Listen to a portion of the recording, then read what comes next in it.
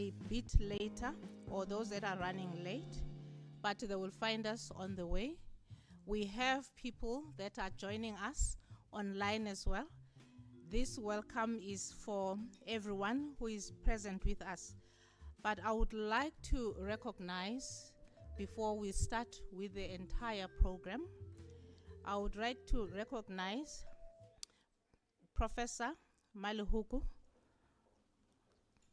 Tshoaedi from the University of Johannesburg, Professor Joseph Disho from the University of Bonn, Professor Divine Fell from the University of Cape Town, Dr. Priscilla Balfour from the University of Ghana, Mr. Lunga Xolisa Mantashe from the University of Fort Hare, Ms. Precious Banda from the University of Free State, Mr. Ndando Sindane from the University of Free State, Mr. Nchaveni Nechituni from the Department of Justice, our own management, extended management, but led today by Professor Meyiwa, who will be one of the speakers. Also, I would like to recognize the people that were behind the planning of this important event. The whole team will be introduced later, or you will know who they are. But recognizing again from the Times Higher Education, Tristan Holix, also together with your team. Tristan is also the Regional Manager, Africa for Times Higher Education. So colleagues, you will see that I'm mixing the protocols. So I will recognize other people as they come. And before we start really with the program itself, I would like us just to observe 2 minutes of silence so that we appeal to whoever we appeal to for the things of these next 3 days to go well. May we observe that moment of silence for 2 minutes, please.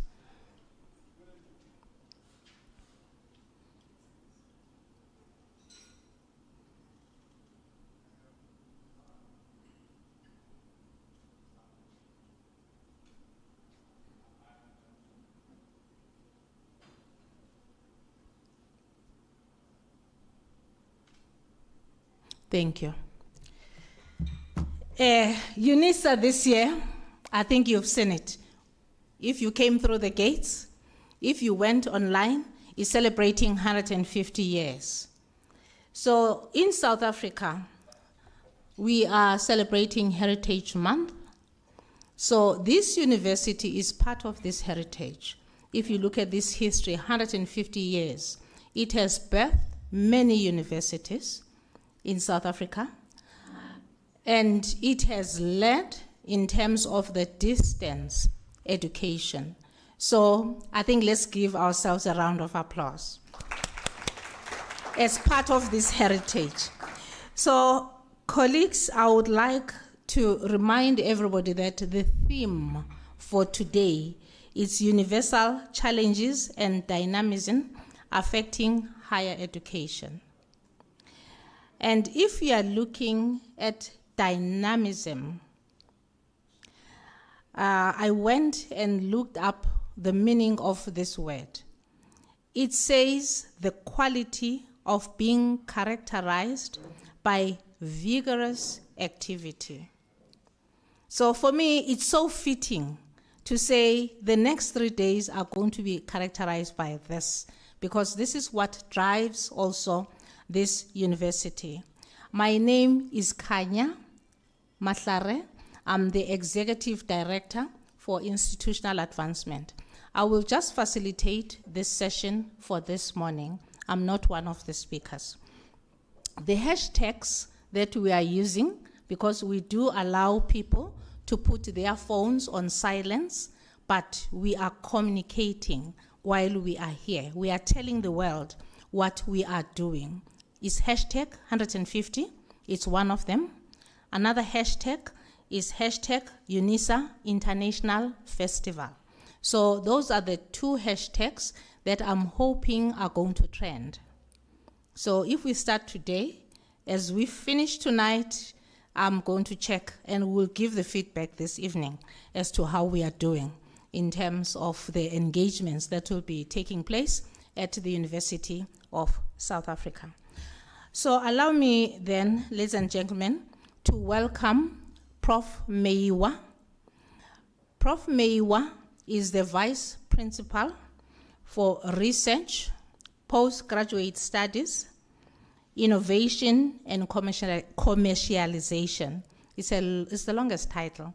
She is the VP with the longest title, but she will unpack it for us and unpack why we are here and do the proper welcome on behalf of the Principal and Vice Chancellor. Thank you. Prof Meyiwa, over to you. She's joining us online.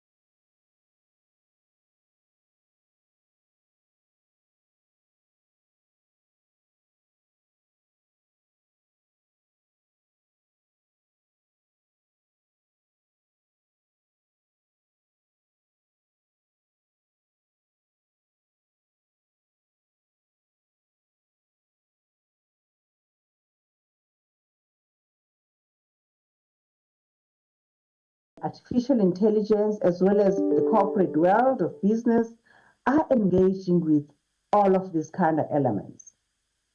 Cognizant of the fact that we're just a few years before the 2030 realization of that year and all the promises that we've made through the 2063 advocates of the African Union, as well as the 2030 Agenda for Sustainable Development goals, we put in a lens on how actually are we doing through these activities.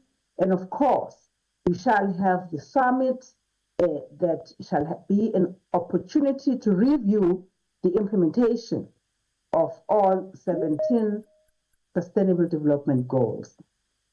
The last day, ladies and gentlemen, shall end with the festival, the fun, the enjoyment, the celebration, as we look at the full day filled with fun in terms of how we highlight, looking back at the 3 days that we would have had, and given that September is such a significant month of heritage and celebrations throughout the country, on the last day we shall be having festivities that will encompass a long range of artistic expressions, including poetry, as well as performing arts displays. I therefore invite you to all these festivities, all these festive, a kind of gala mode and mood that we're in, on behalf of the Chancellor, His Excellency, ex-President of the country, Dr. Thabo Mbeki, as well as on behalf of the Vice Chancellor, Puleng Linkebule, who couldn't be available today but shall be participating through the 3 days in one way or another, and bring this welcome to you and congratulations for participating in these festivities. Good morning, Sanbona, Molweni. Have a good day ahead today and the next 3 days. Yabonga.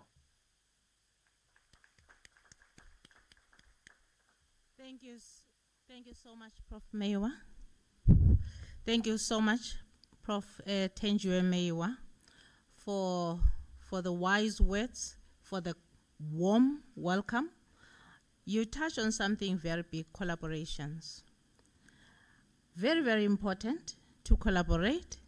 No man is an island, and it's simpler when you collaborate. I'm looking at the number of universities that were mentioned today, the wealth of experience that is going to be shared going forward in the other discussions. And I'm also noting, or I also noted what Prof Meyiwa said around the voices of students and academics. I'm hoping these sessions then will be very beneficial to sharing these experiences. I said to B Nxumalo earlier on that, this week, actually, yesterday, I was answering a questionnaire from somebody who is studying her master's around students living with disabilities. And one of the questions that they asked was, how do you get information around, or do you have any information around student needs with disabilities? And it found me in a corner, and I had to answer as truthful as possible. But it's good to see that people are researching about what student needs. I will not tell you what my comment was in advising. I think it will come up from the person's study later on. This is a first for the University of South Africa at 150 to have this international festival. And I want to recognize Umesi Zamakubane around this. When we started with the program of 150 last year, she came to me and said, whatever they call me, I will not repeat it. Okay. We would like to introduce this festival, which is going to run for the whole week. And I'm like, Asiza, the whole week? that's too much. My mind, I usually jump into finances as well and everything else. To say the whole week being in a festival, I mean, we look at the whole calendar of the university holistically as well. To say the 150 was very packed, but as we move forward, she started trimming this 1 week, and it ended up being 3 days. So I'm happy that we have realized these 3 days, and it's part of the program. Mesiza, will you stand up, please?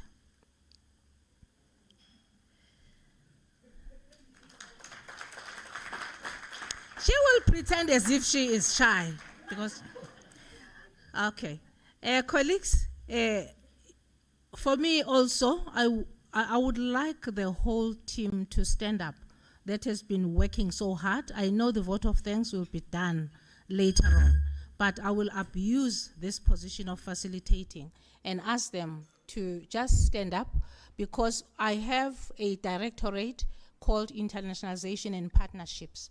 Then Prof Meyiwa has said this is going to be a yearly event, so it will rest with them to start immediately after the 21st, planning for next year, because we want to make it even bigger next year. But I'm going to ask then that all members, not necessarily only in the department, but the entire team that was involved in the planning, please, let's recognize them.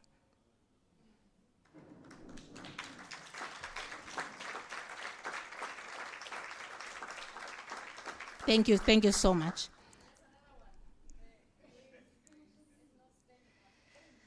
Okay, yes, Prof Kuno, yes. I think she's multitasking. So, colleagues, without too much of a waste of time, let me ask then Mr. B Nxumalo to come forward. Mr. B Nxumalo is the Deputy Director in what we call X-Suite, but he will explain further what X-Suite is all about.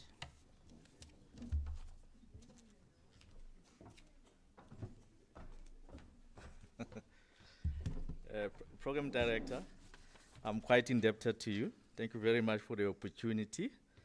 I think it will be remiss if I don't greet Prof Meyiwa online. And I also understand that Prof Magano was supposed to be here. I thought I was coming just before him. And I think I'm greeting him in absentia. And then also the distinguished guests present. I think the list is very long. I wasn't actually able to go through that list, but you are all recognized and really appreciate that you have given us your time and be present here. But also let me greet colleagues that are present, students present here, and all protocols observed colleagues. Thank you so much indeed.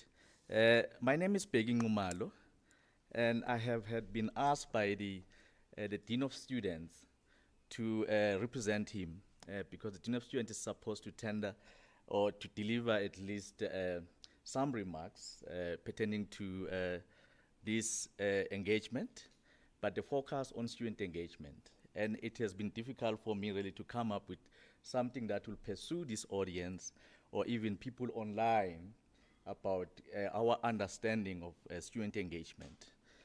But I have at least a couple of slides that I have had prepared, for this for this session. If you could just give me 2 minutes, then I'm sure they might be coming up. All right, there we are.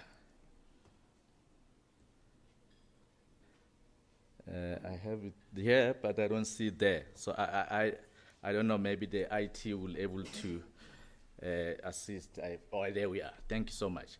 All right, I thought it was important that we talk about student engagement because this is practically an old concept. When I went through literature, I realized that it emerged at least in the 1900s.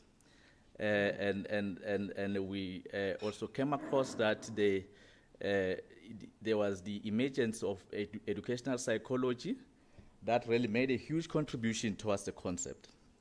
And then we also learned that from there, the student development theory in 1993 sort of consolidated, various, research and helped us because, as I cited, maybe I have not cited, I'm from the student affairs, and then student affairs, we have student development.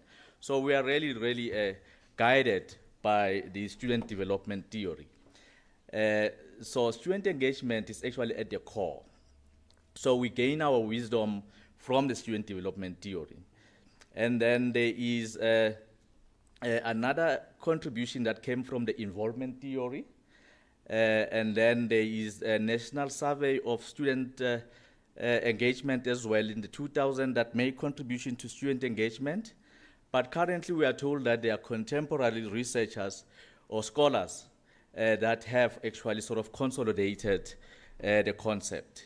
So this, what has now done was to pursue us in student affairs to come up with our thinking of what the student engagement is. We thought, look, this should then mean that we develop a student. And the development is actually on the, is intellectually. The development also happen physically, but also we believe that also the development must be on on interpersonal skills. And then also we've also, been inspired by the management of emotions, that when you develop students also we need to sensitize them that they become aware of important emotions, which has to do with emotional intelligence, that as much as you are a student coming to the university, you need to at least embrace and respect diversity, because here in the university we have various people from various disciplines that have been groomed to think in a different ways. So I think the theory, the student development theory, as I cited, is that it has obviously the seven vectors that are there, and I'm not going to go into detail of them, but it has to do obviously with the development of a mature interpersonal relationship, establish identity of a student, managing emotions, as I cited, developing a purpose, and then developing integrity. So on the basis of this, then the Office of the Dean of Students, we say, how then do we measure that our students are being progressing? How do we measure student engagement within the department? We said we'll see them by participating in teaching and learning, as well as in research. In a program director in our, I think in our breakaway session, our panelist is composed of student leaders that, you spoke of Mr. Ntando Sindana, I'm sure he's present here. Greetings to you, leader. He's one of our student leaders. He is now in the University of Free State. And we believe that through this framework of student engagement, this is why we have such wonderful leaders that have gone through with us in student governance, in student leadership, and then they become a good example in our community. So we also believe that another important component of student engagement is it has to do with community engagement. We believe that students, to have a well-rounded students, we must at least in the university inspire them to be aware of, community, but also to participate in various community and to contribute effectively in community engagement.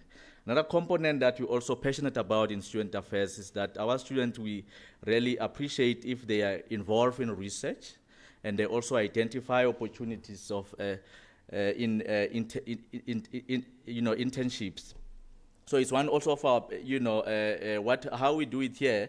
We forge partnerships and collaborations with various departments in doing that. But also how we measure student engagement, we also look at them on how they collaborate, how they, do peer collaborative learning. In this regard, we encourage them that they must be, they must participate in mentoring, at least if they are senior students, new students, but they must also able to support students that are struggling. So these are quite important components, and we persuaded that if a student at least is participating in various of these components, then we will have what we termed a well-rounded student, and then we will have what we termed an engaged student, and then we will have what we termed dynamic professionals. And we've seen this really, we've observed this a journey, with our students that will come in and then be involved in this. Particularly, we sort of want to claim victory, particularly on the student governance side, because that's where I think our resources, have been invested. So I cited some of the outcomes that comes from the framework that I cited now, that we normally see that students that are engaged, there is throughput, there is success rate. The success rate is high. We've also seen that there is, the graduation rate is also high, and there is, performance development and self-development, recognizable for students that are involved. But we also, seen that students that have gone through that, as I cited, my leader that is sitting there, and others, I don't see Ms. Panda, and others that have gone through the student affairs, that that they become quite a good example in our communities. So we really appreciate this festival. It's one, hopefully, of many to come, that we can able to showcase, but also celebrate all the students that have gone through the framework that I cited, that we get it from the student development theory.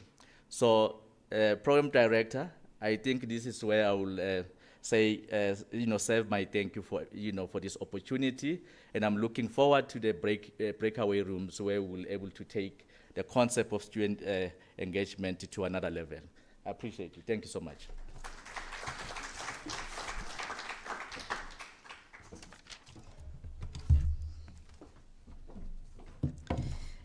Thank you so much, Mr. Nxumalo. I wanted to ask you, Utis Tagazolo Justin. This is part of how we thank people by using Izitagazelo when they finish part of our heritage, colleagues. I'm now going to ask the Unisa choir to come forward. As they come forward, you will see that this is the last item for this session that I'm facilitating. Soon after, you will now have the academic and student engagement starting, where your student engagement is going to be held on the 3rd floor, which is your bamboo hall. It's the same building. You just go down a few steps downwards, but I'm going to ask before you go to your breakaway room, somebody to come forward just to explain more. It's a busy program. I had hoped I was going to be able to join colleagues throughout the day, but there is another engagement soon after this, and Prof Magano, though he's not feeling well this morning, he is already preparing also for the next session. So we are in a relay. Our apologies on his behalf, or we wish to apologize on his behalf. Let me then ask the Unisa staff choir to come forward.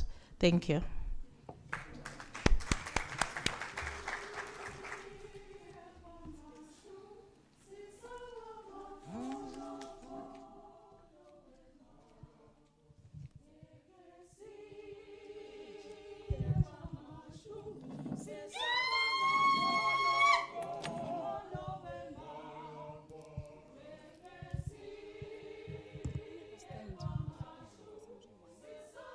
Even we be more healthy.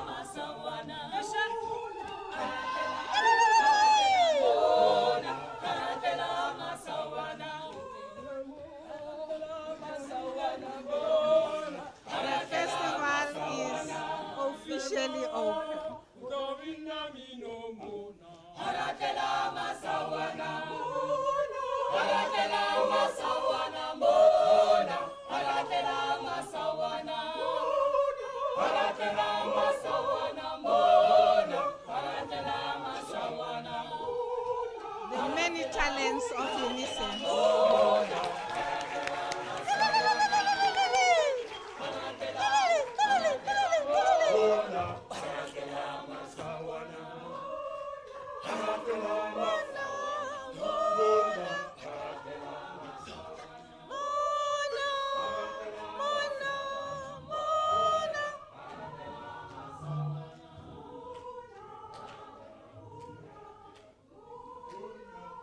That was beautiful. That was beautiful. What a way to start the festival. Thank you so much, Unisa Staff Choir. I am now going to call upon Prof Magano to please come forward. I don't know what to say about Prof Magano. She is so accomplished. She is so accomplished. That's why I'm like, you know, when you run short of words to say, but her works or what she will be doing with you will speak for itself. She is one of our bright academics. I've even doubled that.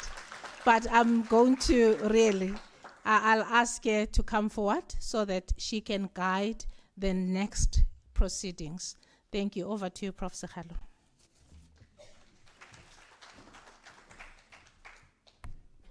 Thank you very much, Mahlare. Colleagues, good morning. Mine is really an announcement. We are now done with the plenary, and we're very excited and looking forward to the engagements between now and lunchtime. So the way that we have arranged everything, we're going to have the student engagements taking place separately and the academic engagements taking place separately. So for all the colleagues who are going to be part of the student engagements, we would like to now invite you to please make your way to the Bamboo Hall, which is on the 3rd floor. So there's a lift this side, and there's also a lift this side, and stairs as well. So just one floor down. It's easier this side if you just take a lift one floor down. And for everyone else, the colleagues who will be part of the academic engagement, we'll request that you please stay in this venue. All our speakers are going to be here in person except one, Dr. Bafo, who will be joining us online from Ghana. So we're going to have the 2 sessions simultaneously. Colleagues, all the best with the engagements, and we will come together again for lunch later on. Thank you very much.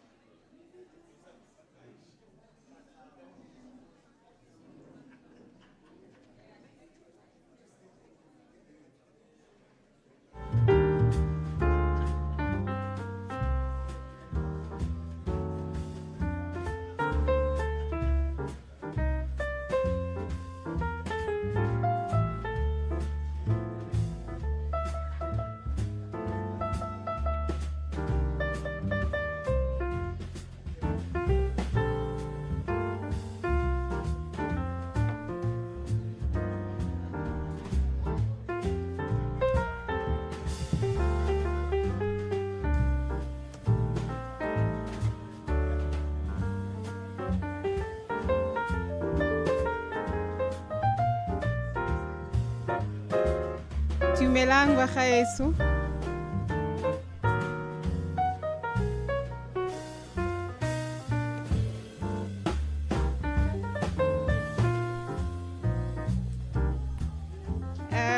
Colleagues, good morning.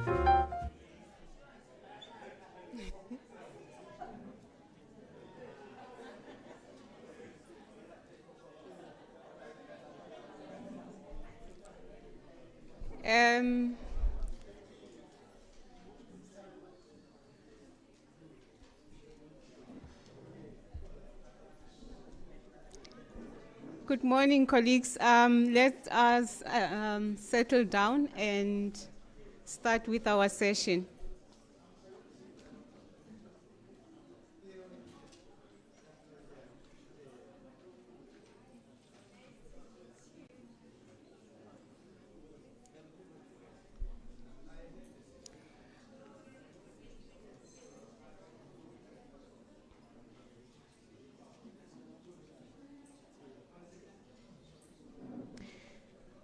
All right, Dumelang, good morning. My name is Malehoko Tshoaedi from the University of Johannesburg.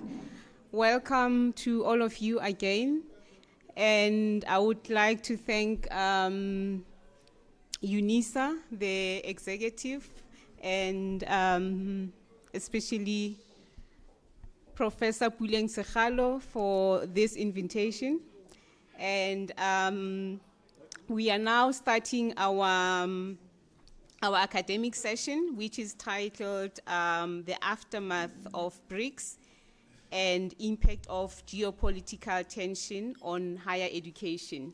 So I would like to call our speakers for this session. We have Dr. Molemoheng Ramulumo from Unisa. Is Dr. Molemoheng here? Okay, please come forward. And then I would also like to call Professor Amos Saurombe. Is Professor, okay, thank you, Professor Saurombe. And then our next speaker is Professor Joseph Diesco. Is he here? Welcome. Okay, okay.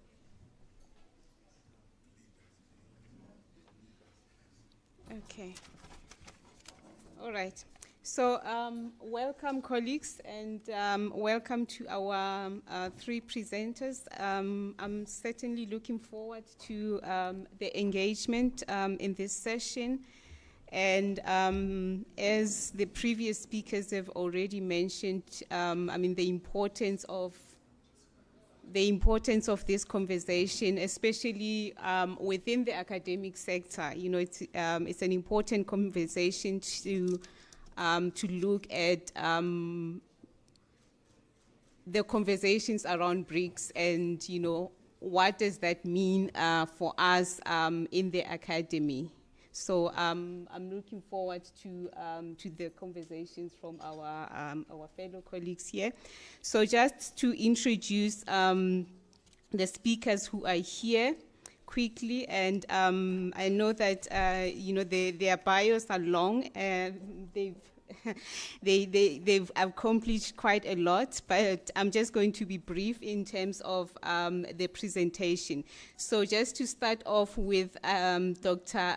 Molemoheng Ramulumo from Unisa. So he is a, sorry, it's you, Prof, no? Sorry. So Dr. Molemoheng Ramulumo is a passionate educator in science education at Unisa. Her dedication to early childhood STEM education is driven by her role as a mother of two boys, and I'm sure you've seen the boy there. Her research centers on integrating artificial intelligence, especially digital games, into STEM education, with a focus on enhancing visual and digital literacy and climate change awareness among young children. So Dr. Ramulumo holds a BSc honors in microbiology, an MSc in life science education with cum laude, and a PhD from Unisa. She has served as a STEM education ambassador appointed by the United Arab Emirates Ministry of Education. Notable accomplishments include being selected as one of the top 50 young scientists in South Africa and representing her country at the BRICS Young Scientists Forum and Innovators Prize in 2023. Dr. Ramulumo had the honor of chairing a session at the European Science Education Research Association Conference in 2023. A round of applause, colleagues. Okay. And our next speaker is Professor Amos Saurombe. So Prof. Amos Saurombe is a professor of international economic law and related aspects of intellectual property and biodiversity at the University of South Africa. So he currently serves as chair of Department Criminal and Procedural Law in the College of Law. And he teaches and conducts research on international trade law, intellectual property law, e-commerce, international law, indigenous knowledge systems, and biodiversity. And, And he's also an international trade law consultant for the African Union and their various regional economic committees, okay?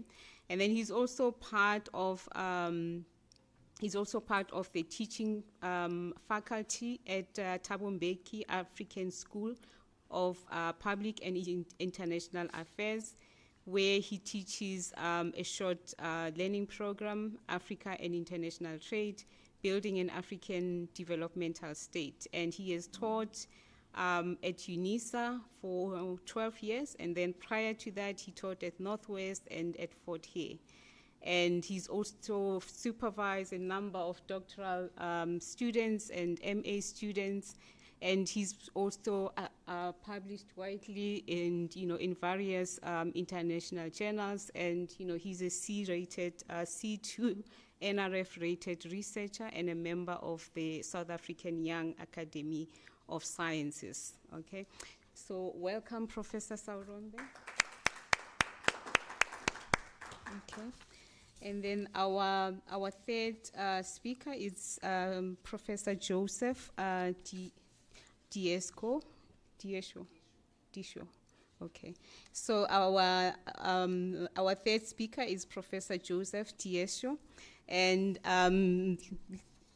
like the two other speakers that I've just introduced, Professor Diesho is a well-accomplished professor, and he has a long CV, but I'm just going to highlight the main highlights in his CV.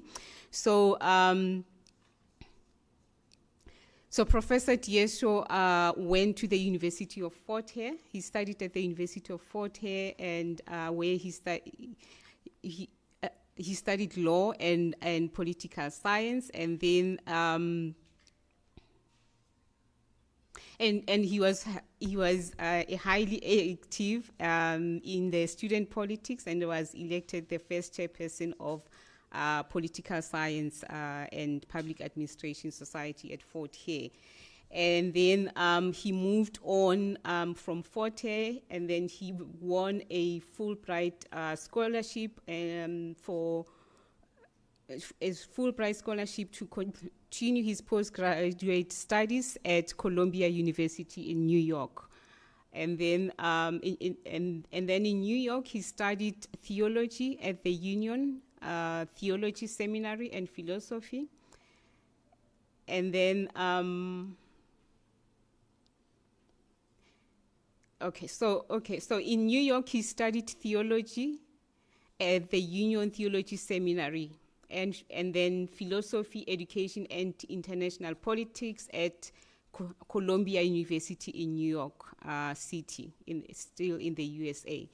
And he's a well-accomplished author. He's published widely, and notable among his publications is his first his novel titled Troubled Waters, and it to be prescribed at school in Namibia. And then he's an experienced strategic leadership personality. His areas of expertise and teaching include corporate and public relations, research and policy analysis, transformational issues and diversity management, as well as African politics and constitutional democracy. Okay. And then from 2013 to December 2015, he has served as the executive director of the Namibian Institute of Public Administration and Management. And during this time, he's earned a reputation across Africa as one of the most insightful transformers of the African public sector in Africa. And then between 2019 and 2020, he was an executive advisor to the Konrad Adenauer Foundation in Berlin, Germany. And then from 2020 to present, he's a visiting professor in the Center for Advanced Security, Strategic and Integration Studies at the University of Bonn in Germany. Welcome, Prof. Okay, so we have an hour for this session. So each speaker will be given 20 minutes to make their presentation, and then from there we'll open the floor for conversations and for discussion. And then after the discussion, then we will have a short break, and then we'll come back after the short break for the second session. So for now, I'll hand over to our first speaker, Doctor. Thank you.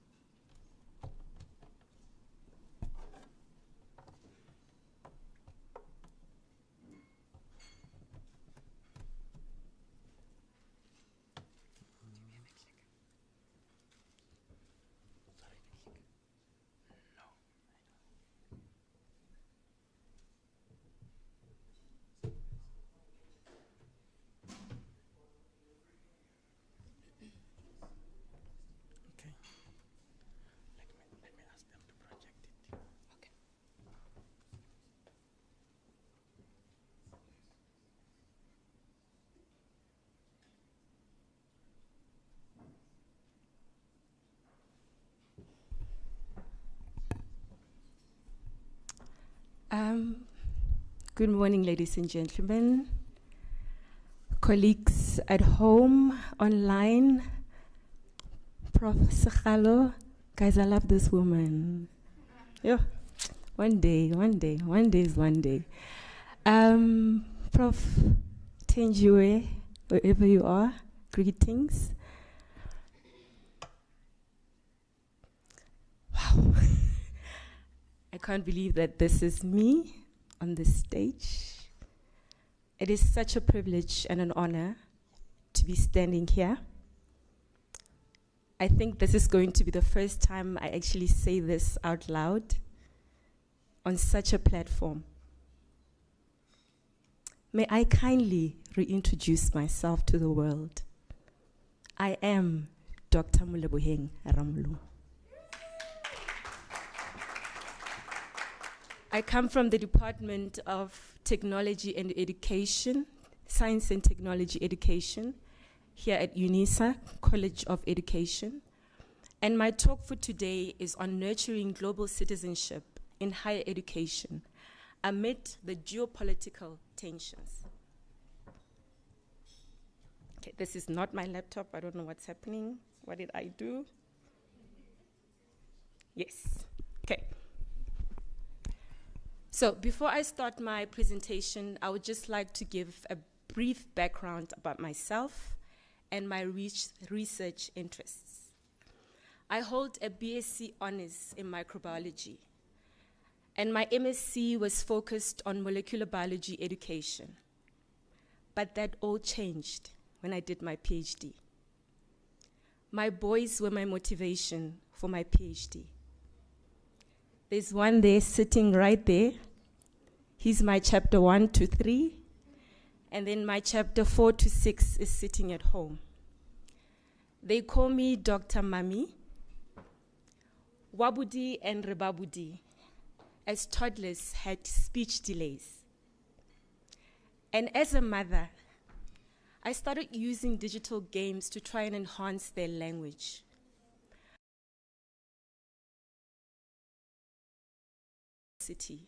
To learn science and mathematics. And this is how my PhD developed.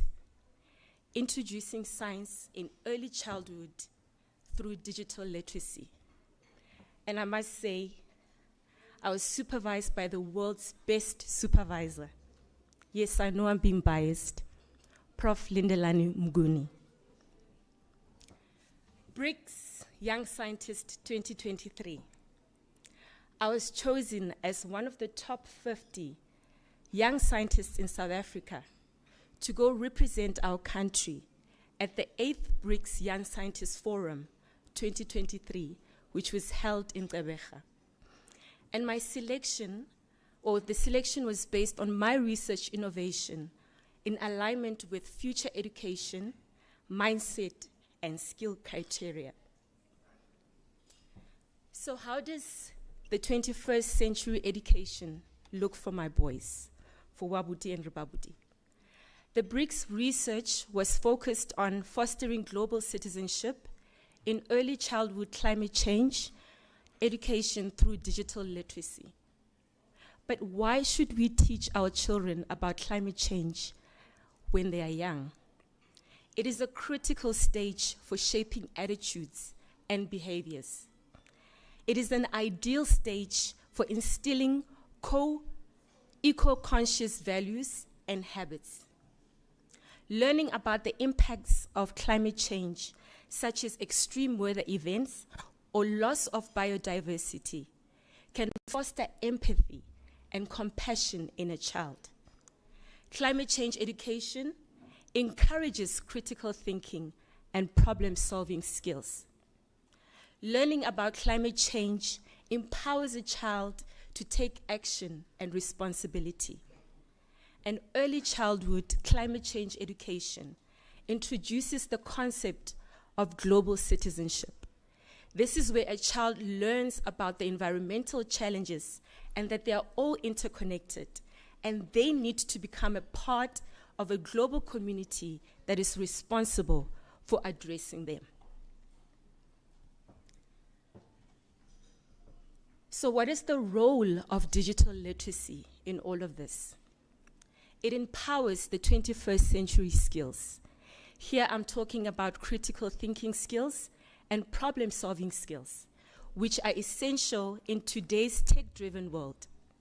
It facilitates the access to information, where children can easily access climate change data or research online, enhancing their understanding on climate change. It is also crucial in the age of AI, where we need to verify the sources that we get online, especially in the era of AI-driven chatbots such as ChatGPT. It is important for the dissemination of environmental information by empowering children to share their climate change knowledge online by raising awareness through blogs or social media. And lastly, it is important for preparing for a sustainable future, a future with leaders who are well-versed in digital literacy and climate change to address the environmental issues and promote sustainability. So how am I preparing for a sustainable future for Wabudi and Rebabudi?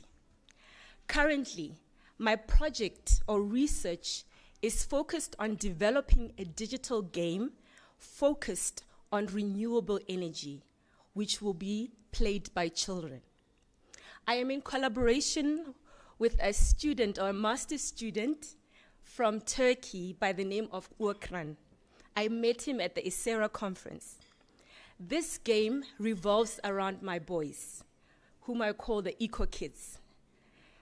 And they are nature enthusiasts concerned about their environment. The storyline around this game begins with load shedding, the crisis which is caused by Eskom's grid failing. And this leads to the eco kids going on a quest to learn about renewable energy. And while playing this game, at each level, they get introduced to a different renewable source, therefore providing educational content in an engaging format. So the aim of this game is to educate and inspire children to become environmentally conscious and proactive in addressing energy challenges. So how are we preparing a higher education for these digital wizards like Wabudi and Rebabudi? I am a member of the Digitalization in SEDU, Empowering Innovative Education with Digital Competence, a project that is led by Prof Magwe, our Executive Dean of the College of Education. This comprehensive initiative is dedicated to transforming education through digital innovation. Given our responsibility as a college for training a significant number of teachers in South Africa and around the world, including those that will teach abroad, like myself when I was teaching in Dubai, our mission is to prepare teachers who are well equipped to teach students like Wabudi and Rebabudi.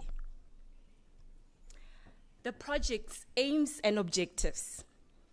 Our project aims to digitalize students with pedagogical competency. By doing so, we seek to equip students with the skills and knowledge needed to teach innovatively and effectively in digital learning environments. This includes developing digital pedagogical competence tailored to diverse students' needs. We also aim to capacitate our lecturers in digital integration. All faculty members will receive training and support to effectively integrate digital technologies, tools, and practices into their teaching, research, student support, and community engagement. We are also planning to integrate digital methodologies in existing modules, to infuse digitalization methodologies in existing courses by utilizing digital tools that will enhance the teaching and learning experiences of our students. We will also offer short learning programs that will be developed and delivered to teachers from various institutions, as well as in-service teachers, both locally and globally. These programs, okay, I've got something on my screen. These programs will focus on digitalized education approaches.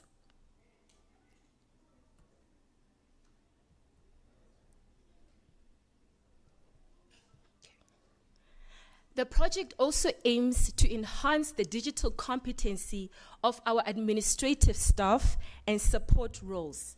Here we are talking about supervisors, administrative staff, teaching assistants, markers, e-tutors, external moderators, whom will all be trained to effectively use digital technologies and tools relevant to their respective roles. We are also aiming to create a Moodle project site for our postgraduate students. This site will be established for each master's and doctoral supervisor to enhance their postgraduate support and academic progression. We are also aiming to develop a cohort of digitalization-focused postgraduate students, of whom we will nurture and they will specialize in digitalization in education. Thereby, we are fostering experts that will be critical in this field. And then lastly, we are aiming to digitalize teaching practice and supervision by enabling online supervision and linking supervisors with the methodology lecturers to effectively monitor and support our students.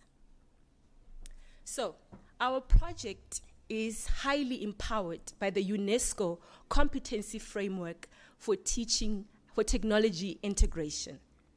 And this framework critically supports the 5 competency areas, which is information and communication skills, digital pedagogy, digital content and resources, digital assessment, and digital citizenship.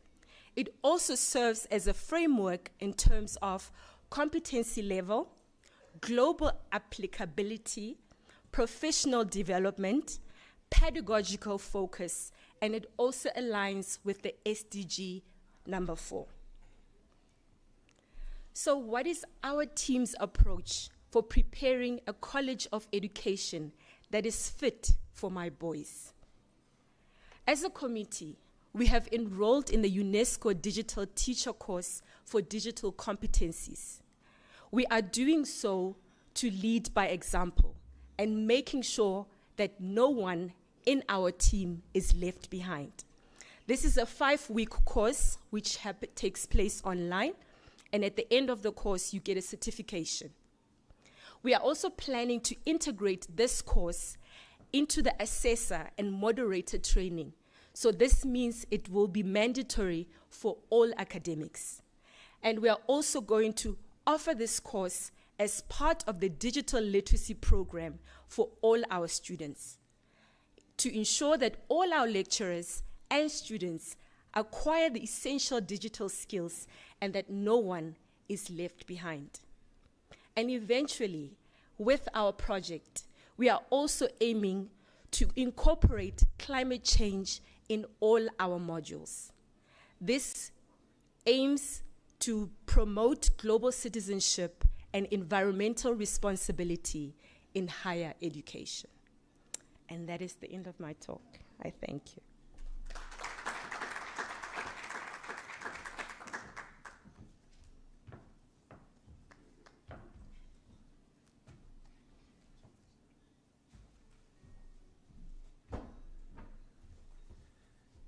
Good afternoon, or is it still morning? Depending, of course, yes, where you are hearing us from. I'm going to speak from my tablet, not necessarily a presentation that I'm giving. You know that in South Africa, speaking from a tablet is presidential. I'm sure you know that. Our president cannot speak without it. He will look for it until he accuses those in the room of even stealing it. So if I miss mine, then it may also end up that way. But anyways, I want to thank my sister here for such a great presentation. Very practical. You know, the home is the best school, right? The home is the best school. And when we speak about a global citizen, it's a citizen that is brought up in a home that has got that bigger picture. And if you do that, I think the next generation, we could be a lost generation ourselves, but the next generation could be actually better. So thank you so much. I wish to be adopted as one of your children. And then coming to my brother also, you just don't be fooled by the beard. Me and him, we easily qualify to be your children. You know, mothers are very important. And you can mother anybody of any age. So don't be disappointed. Yes, I was just speaking to him, my senior there, that I once saw you quite some time ago. And all of a sudden, he looks much younger than he was at Unisa, because then we thought he was old furniture at Unisa, but now he's coming back so much revamped, and I don't know what else he's eating wherever he is. But let me not spend much time speaking about us, the people, but most importantly about BRICS and higher education. But it's spending towards my area of specialization, just like my sister also said. International trade, economic law, intellectual property, biodiversity. Those issues are quite very important for us in the education system. And when you look at the topic which we are addressing today, the aftermath of the BRICS, I think it's in reference to what we have just had here in South Africa, but also telling us in hindsight or even in future tense that BRICS is an evolving phenomenon, and lest we are left behind if we are not part and parcel of what is happening within that context. And from very few countries now to BRICS plus, what does it mean for South Africa and the African continent is very, very important, because it is our education system that also speaks to our evolution together with BRICS. Unisa, having been founded more than 150 years ago, is not a mean feat. It's something that is very important.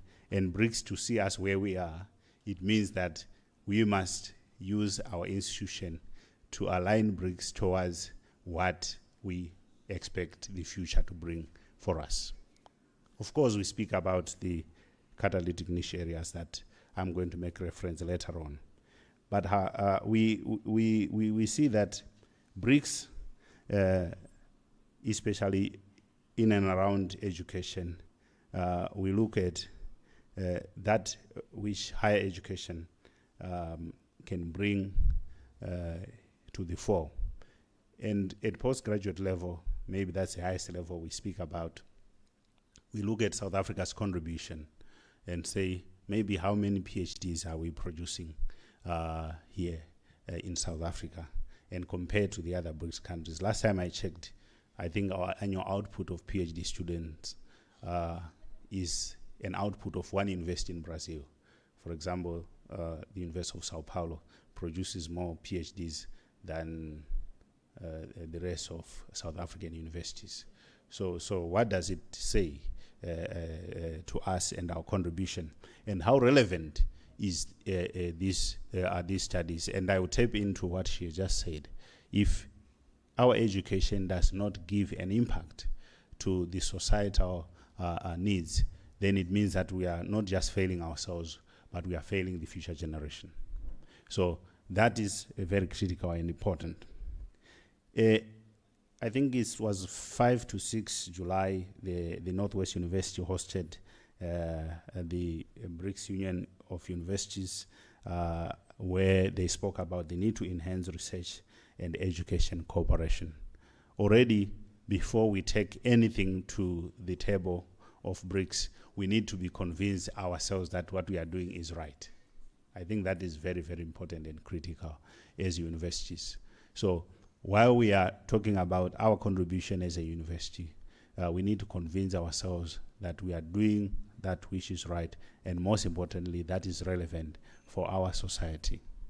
We speak also about turning our challenges and problems into opportunities. How often have we just lamented about load shedding and what must happen, but at times we don't do anything or much about it. It was at the heart of the BRICS conference that even Sandton was affected by load shedding. Was it necessary? Maybe yes. It was necessary so that the world can see, and China said we are going to give you some money to ease load shedding. But at times also you see maybe it wasn't necessary. Where I come from myself, when we have got, I come from Zimbabwe, when we have got a big delegation from somewhere else, they can't see our dirty laundry. So such a place could have been shielded from any load shedding. Even if they could maybe put 1,000 small generators somewhere hidden to make sure that place, So what am I saying? I'm saying maybe somebody, it's just that maybe your kids are still a bit small, but maybe somebody could have created something like a buffer zone to just say, for these few days at Sandton, let's not have load shedding. At a click of a button, technology can give you that, right? Because in any case, they are switching us on and off through the laptop most of the time. That's why at times, in some places, power comes back, power doesn't come, and then they will have to send somebody physical. But they've got a control system which they can use to do it remotely, who is on, who is off. And of course, there are our brothers also who make sure that you are off because they've dug out the cable during the time of load shedding.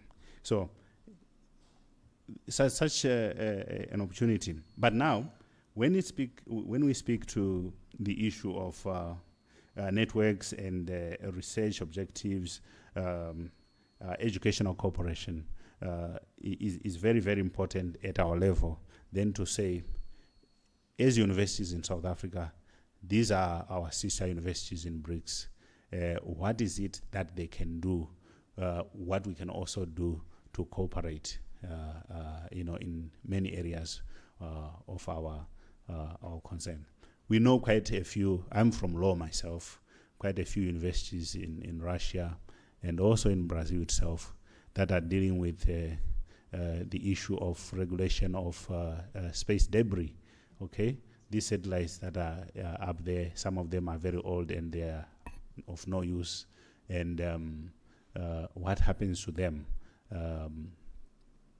Aeronautic sciences, of course, we have it here, and we just started it as part of our catalytic niche areas. And some of these universities are quite advanced in terms of how they are partnering with the private sector to make sure that the space debris does not become a catastrophic event, maybe causing collisions and so on. Maybe the first entrepreneur may be coming from some of our achievements to have somebody be able to collect debris in space and put it together and maybe have it taken somewhere else. Of course, you know that there are quite a lot of debris up there, but also on the moon itself, there's a lot of garbage that is already gathered over time. Such issues that practically will assist us further.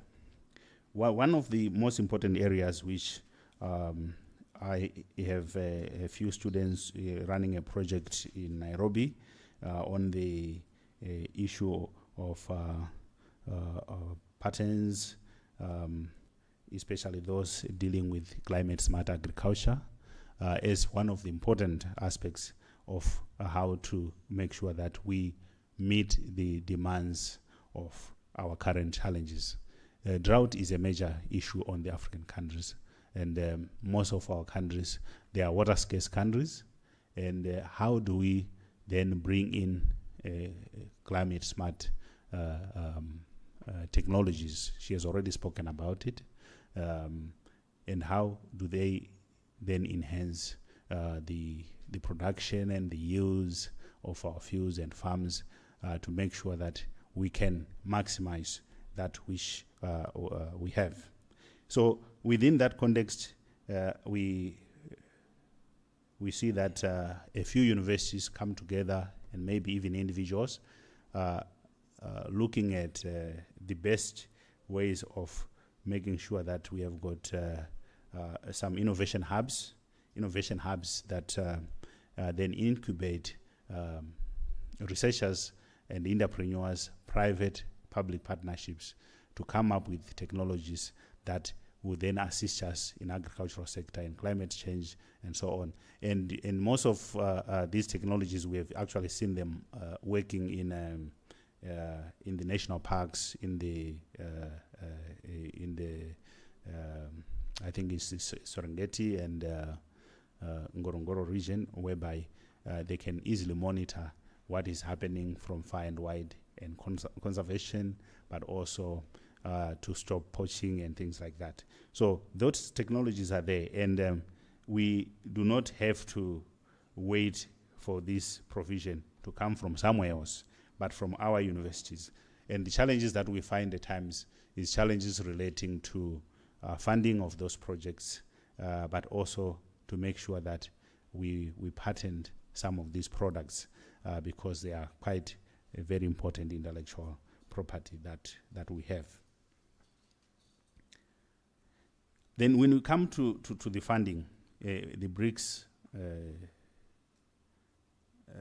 New Development Bank presents a very important opportunity that I think academics must step into to make sure that we write good proposals that can also attract funding, but also let's convince our own leaders, for example, here in South Africa, to say research proposals that speak to issues pertaining to government objectives can also be supported, and make sure that funding comes through, because it's one of the major challenges that we also don't have funding.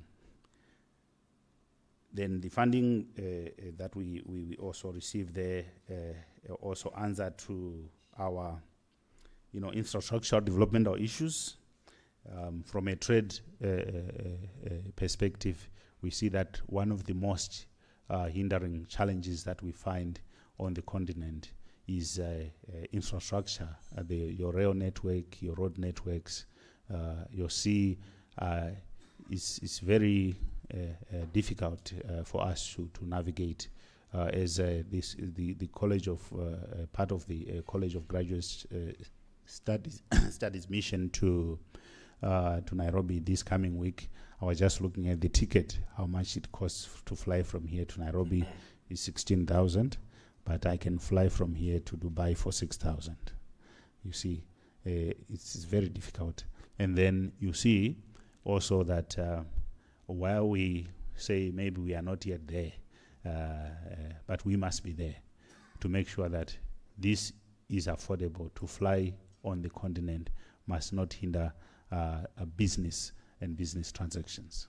It's very important. So BRICS can also come about, but it says that academics must do this research that is required to expose all these issues, but especially to our governments to expose the benefits, because at times at the political level, it's very difficult to comprehend how they can invest so much money in a specific project. But if we realize and make them understand, counting the cost of not doing it, it's actually more expensive for them. If they don't create that road from the mining city to the port in Durban, if they don't maintain the railway, how much is it going to cost the country in the long run? Those results, tangible as they are very important and critical. So by being part of also the BRICS sister universities, we need to measure ourselves where we are. I think that's where it is also critical to then say universities in South Africa, Unisa, we have said we are the mother of all these universities, and we're playing a leadership role, us and our peers.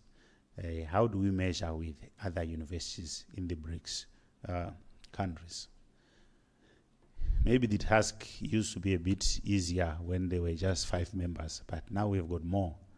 The more the merrier, of course, but the challenge also of having sibling rivalry in that family is going to be very critical. Already South Africa was called a small BRIC, okay? Before.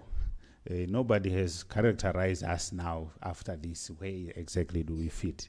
Okay, right? So I'm a professional builder also. You know, when you are building, you've got the full brick, and we have got a half, and we can also have a quarter. But remember that on the wall, all those are very important, because if you've got a full brick, you put it on top of a full brick, that wall cannot be strong. So you need that half brick in between to create that very nice maze that makes the wall. So, but how do we become important a brick within there? But of course, African countries will say we also want to be BRICS, and I've always argued even in some work that I have done on research to say you don't necessarily have to be a BRIC to be of influential purpose in this arrangement. Where is the motor? What is it that binds these BRICS together? What brings BRICS also initially was the thirst for raw materials, for example. You know, all these China, India, Russia, they all want African commodities. And for me, in one of the papers that I've written, I have said, African resources are the motor to the BRICS. So without the motor, we cannot have a strong BRICS.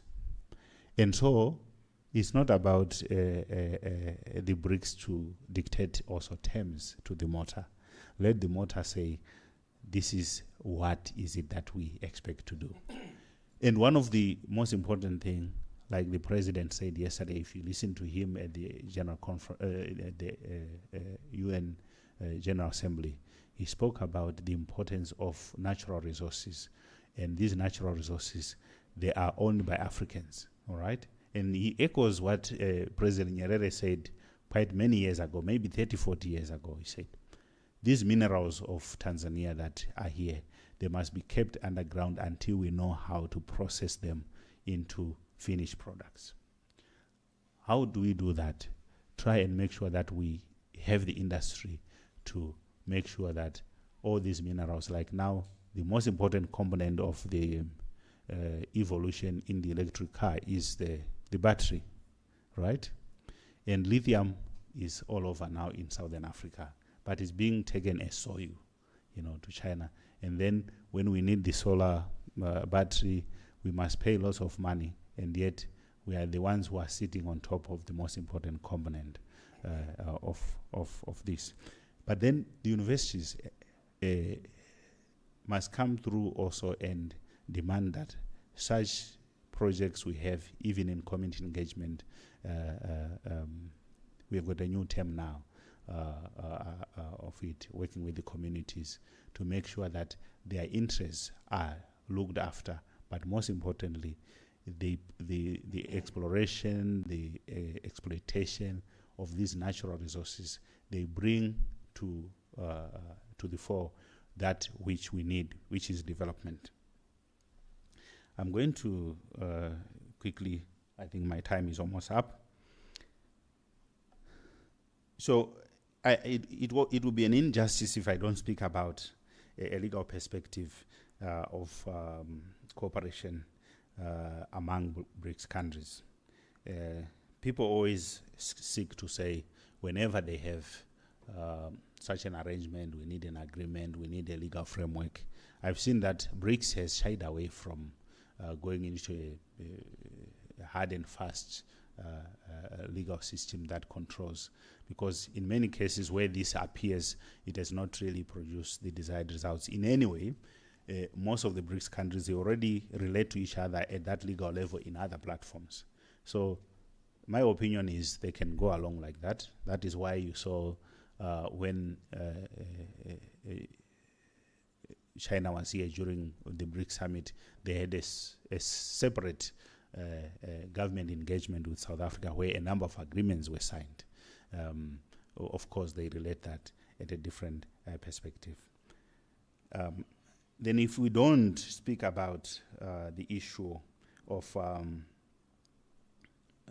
the BRICS currency and I think the hope to dismantle the current international monetary system is also critical and important, and we do need to do research around that and to continue to do that and say how is it going to assist us. Then on issues of inroads to IP management, access to medicines, it's very, very important that the BRICS countries, they are making such inroads to say when we are in most in need, the use of generic medicine and who can manufacture it is very important. And we have India as one of the leading countries that can do generics, and African countries can benefit without any breach of international IP laws to also import those drugs. And around that issue, I think there's a new very exciting initiative proposed by Prime Minister Modi of India to say we need to have a skills transfer from the rural youth, but within the context of creating a repository for traditional medicines. And the government of South Africa has really appreciated this approach to say we are able to do that. And within the University of South Africa, we have got quite a number of community engagement projects that actually go into the communities and work with them. There's plenty to chew and to pick from that basket. So let me end it here and say maybe we speak more during the open session as I will listen to your questions. Thank you very much.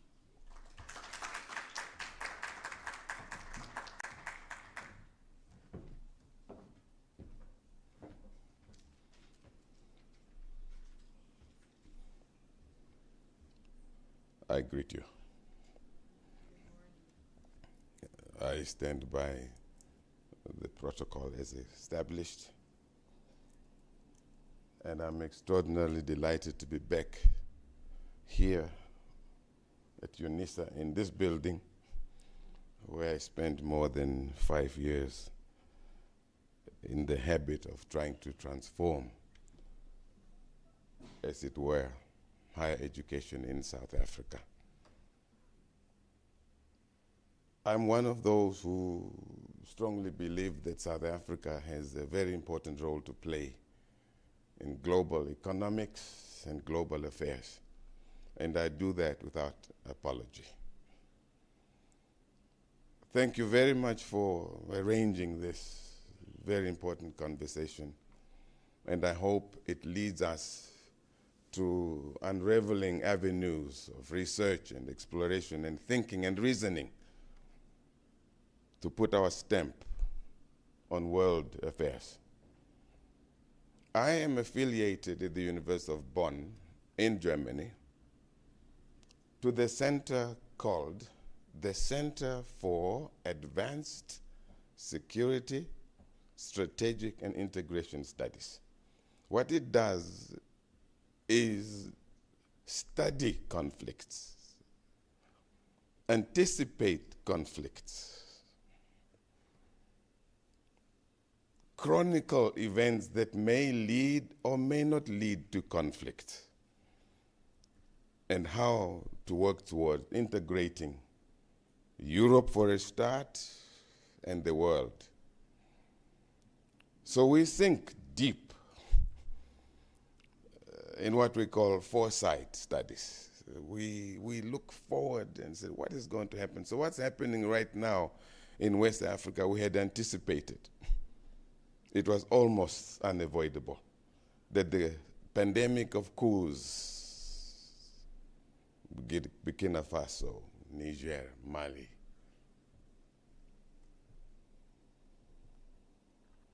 and maybe others will follow. That's what we study.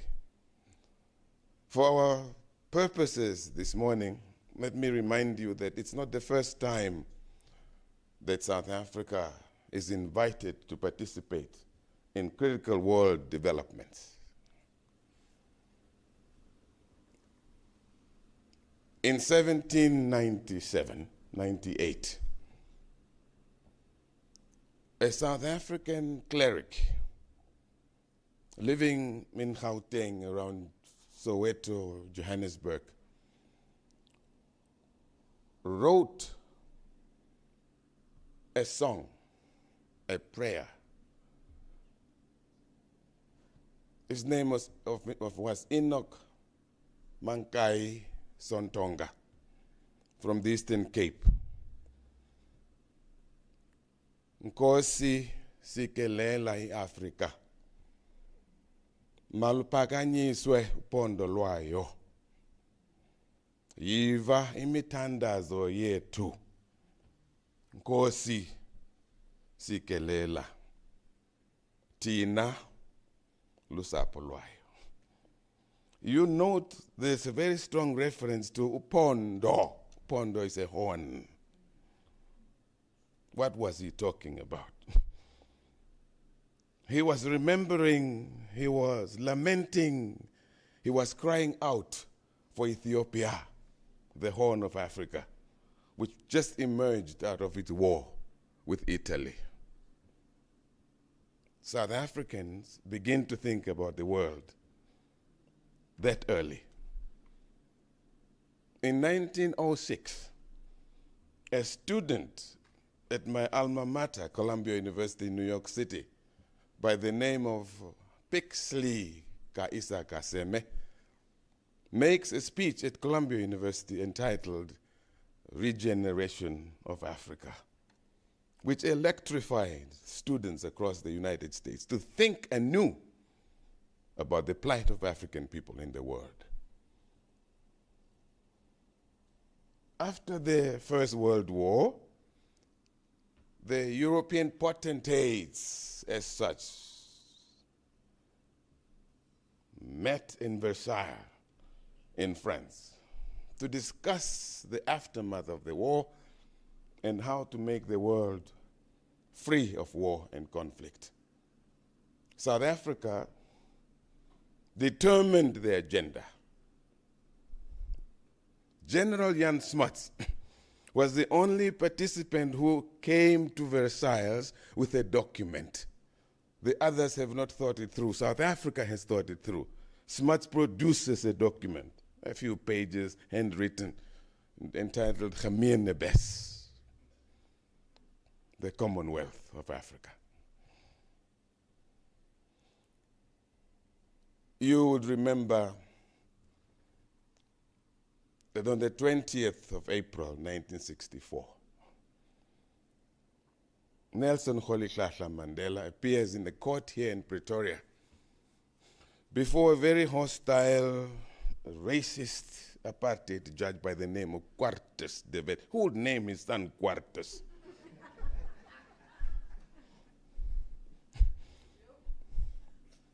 Quartus de Wet.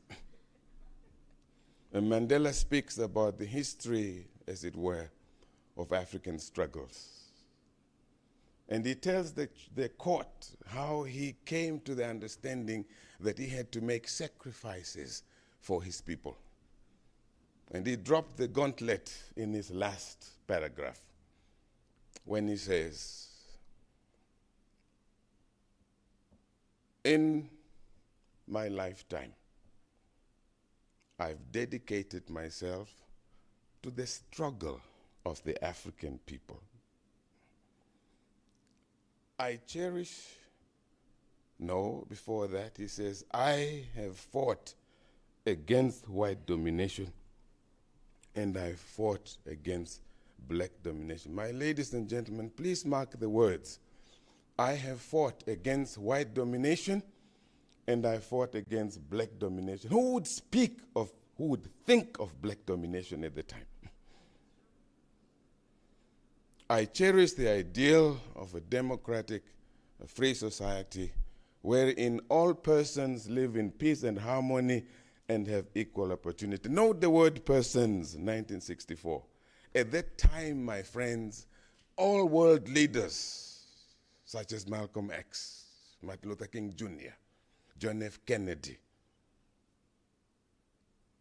were talking about the world of men. King would say the domination of men by men. Mandela says persons. He begins to give us a dictionary of equality. And he says, it's an ideal wish I wish to live for and accomplish. But if need be, it's an ideal for which I'm prepared to die. He gives us a definition of African leadership. You see, the Western world has this conceptualized idea that to fight is to kill for what you believe in. Mandela says, I'm willing to die for what I believe in.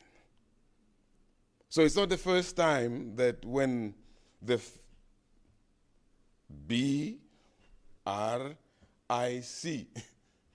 countries came together, they realized there is a piece missing. Africa is missing. Where do they turn to? South Africa. And South Africa is very small compared to other countries on the continent, such as Tanzania, Kenya, Egypt, not to mention Nigeria. They turn to South Africa because there is a moral lesson that has always been emerging out of South Africa. As it were today,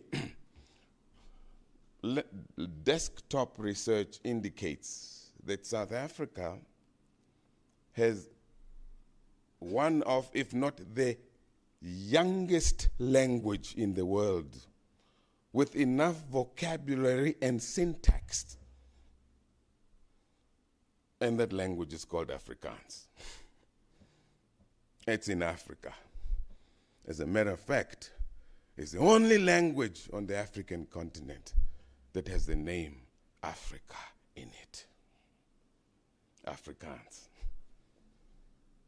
It's a language that gives us a new diction, a new dictum, a new understanding of reconciliation. One of our ancestors spelled out the art of negotiation. We forget that. His name was C.J. Langenhoven. I'm sure you have remembered him from his writing as a dichter, a poet. He wrote the stem van Zuid-Afrika in 1918. We still sing the stem. Van Langenhoven was asked to comment on road safety. Now, if you want to understand the conflict in society, look at how they relate to one another on the roads. In South Africa and parts of this part of the world, we are so intolerant, so impatient. It's like you're the only user of the road. Langenhoven said, in this language, which is the newest language in the world today, as een man nie die helfte van die pad wil gee nie, gee jy die hele pad. Die een helfte van die pad omdat het jou plig is as 'n gelyke, en die ander helfte omdat het jou voorreg is as 'n meerdere. Let me translate that. If the other person on the road is refusing to yield the way, give him both sides of the road. The one half of the road because it is your duty as he has towards you, and the other half because you are now his superior. You can dictate the morals. Let's go to BRICS. BRICS was a term coined by a Goldman Sachs economist in 2001. What was happening with us in 2001? The Organization of African Unity was being transformed to the African Union. Jim O'Neill, who was working for one of the biggest banks in the United States, coins this term BRIC, without the S. Brazil, India, Russia, and China. You can play around with the arrangement of the letters. In his essay, he was attempting to alert the United States as the only superpower to guard out against the emergence of these other economies, and that it's going to be difficult for the United States to remain the superpower by the year 2050. It was only around 2009 when these BRICS countries realized, no, America is talking about us. And they constituted themselves into an annual summit. I get it. Summit every year of BRICS. I get it. The importance of BRICS cannot be underestimated. For us in Africa, it's a clarion call to wake up. BRICS says we are anti-West, right? We are anti-colonial, right? We are anti-oppression, check. But if we don't guard against it, Africa will remain a footnote. There were other processes before Versailles, 1918, United Nations, 1947, World Bank, IMF.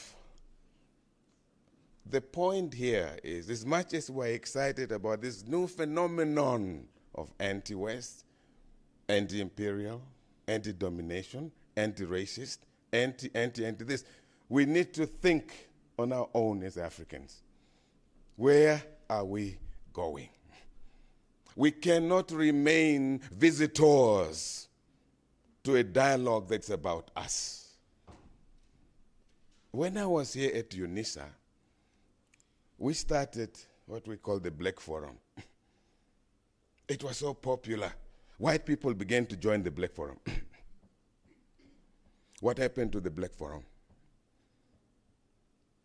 Then we had the African Renaissance. Every university in South Africa had a center for African Renaissance. After Thabo Mbeki, as deputy president at the time, launched the African Renaissance in September 1998. African Renaissance debate in the banks. There were offices for African Renaissance. What happened?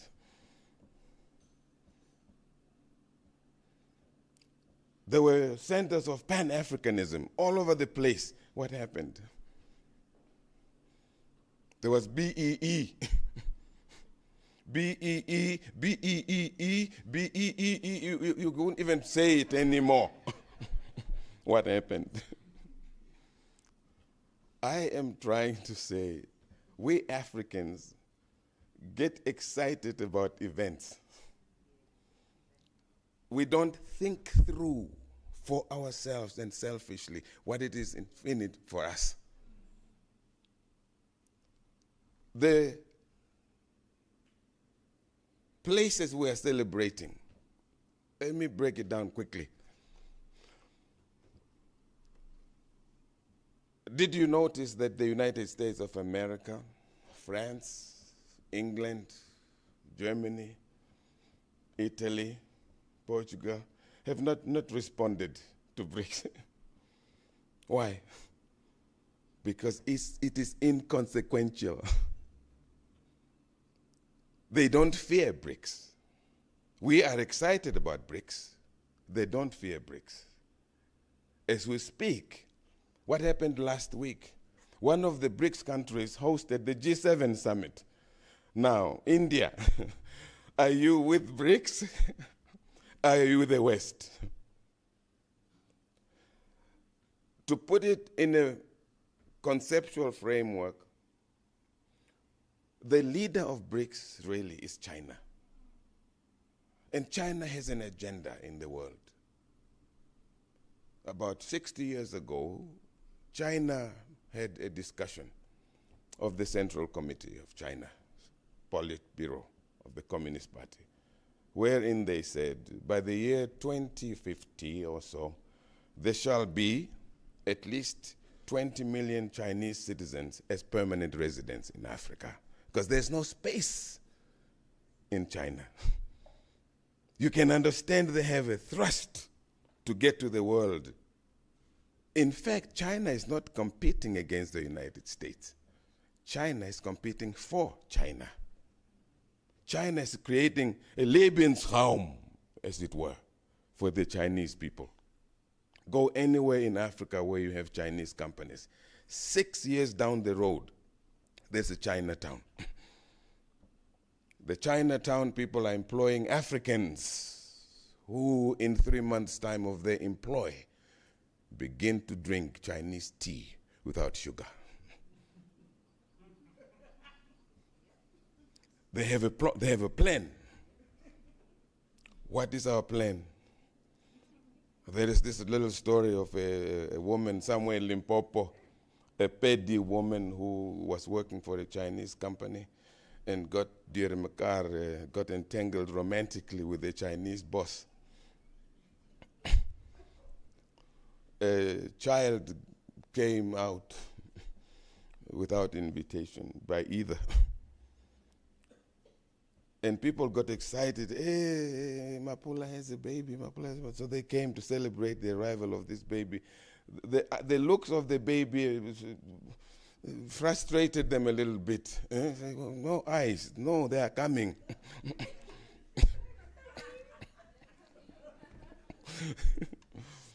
So 3 months later, they came for baptism now, to have this child baptized.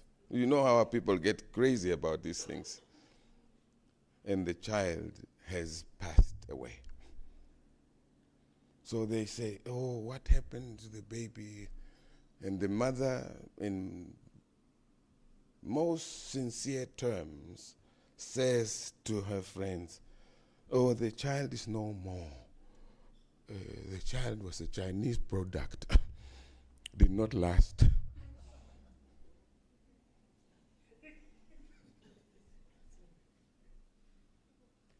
Brazil does not have the capacity to drive the world economy. It's too unstable. Russia is already strained economically and financially with the war in Ukraine. India is becoming a Hindu state. Can it reproduce itself in the rest of the world? The answer is no. So let us as Africans decipher and detect what common values are in BRICS that we can sustain for ourselves. In other words, the BRICS countries really want to reproduce their own political elite structures in Africa and elsewhere. They have nothing to do with the development of Africa. We may benefit from the products that they bring, but ideologically, South Africa is a democratic society. What can it learn from China, which is an autocratic society? From Russia, which is waging wars against the world? I am saying, let's learn from it and make the best of it for ourselves. There is nothing wrong with borrowing from somebody else, as long as you borrow intelligently. We are Africans. Our problems are African in nature and character. So the solutions that we seek to evolve and develop and sustain and make durable must be African in nature, content, and character. We cannot borrow the Chinese Communist Party model and transform South Africa. We cannot borrow the Russian model of invading neighbors to develop South Africa. You see, South Africa is not a black country. South Africa is not a white country. It's both. It's a microcosm of what the world can and must become. South Africa is a zebra nation. And you see, when you strike a zebra, if you're a hunter, and you shoot the animal, it doesn't matter where you strike it. If you strike it on the black stripe, you hurt it. If you strike it on the white stripe, you hurt it. South Africans must turn inward and say, who are we? Where did we come from? How did we get here? Who are our compatible partners in the world? And our compatible partners today should be those who promote human rights, human dignity, gender equality, development for the youth, free education. Lastly, my friends, education never happens without an ideological context. After the war, the First World War, the South African Aram Blankers, the white people in South Africa, were struggling to make a living in this dark continent, as they called it. The education system that we ended up having as Bantu education was a derivative of the American model. What apartheid South Africa did was send a very high-level delegation to the United States, funded by the Phelps-Stokes Fund, They were hosted by Columbia University Teachers College to study the Negro question. How did the white people here kill the Indians and enslave the blacks? And they came out of there with a lesson. We must also develop a system of education that will teach the black child that equality is not there for them. But the role in the economy is to be drawers of water and hewers of wood. And that became Bantu education. Don't teach them things that will give them impression that they can be equal to white people. Do you know that television was only introduced in South Africa in 1975? The South African government resisted television because they were afraid that it will create an impression if the black people were watching Black America, they would have the impression that they will also become equal financially and economically to white people. The South African government, as an autonomous state, fought Great Britain when Great Britain wanted to bring back Sir Siretse Khama to become the chief of the Mabangwato in Botswana. He married a white woman in South Africa, said, please don't bring someone like that close to us here. The black people also get the idea that they can marry white people. In other words, education is always contextual. What are the problems of South Africa? The problems of South Africa is not America. It's poverty, underdevelopment, crime, disease, and diseases in society. That's what education should be about. The role of Unisa, 150 years. What are we teaching about poverty? What are we teaching about development? What are we teaching about self-worth of the black person? You see, you can live in Ghana for 1 week.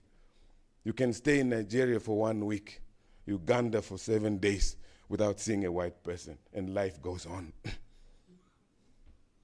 Here in South Africa, if you spend 2 days without seeing a white person, you will be hospitalized.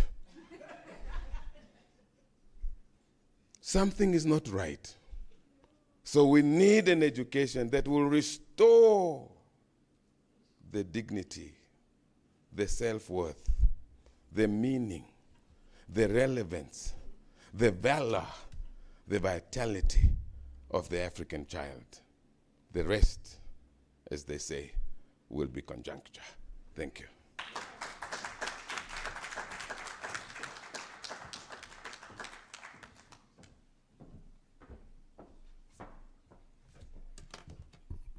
Sure. Another round of applause for our esteemed colleagues. I think this has been an empowering session from all the three speakers. I mean, I've taken so much notes, and I thought, I was just going to remind people of the key points, from each speaker. But, I think if you were to look at, all the conversations that we've had, from our speakers, starting with our first speaker around the importance of digital education, digital technologies, using digital technologies to educate our young people, and also to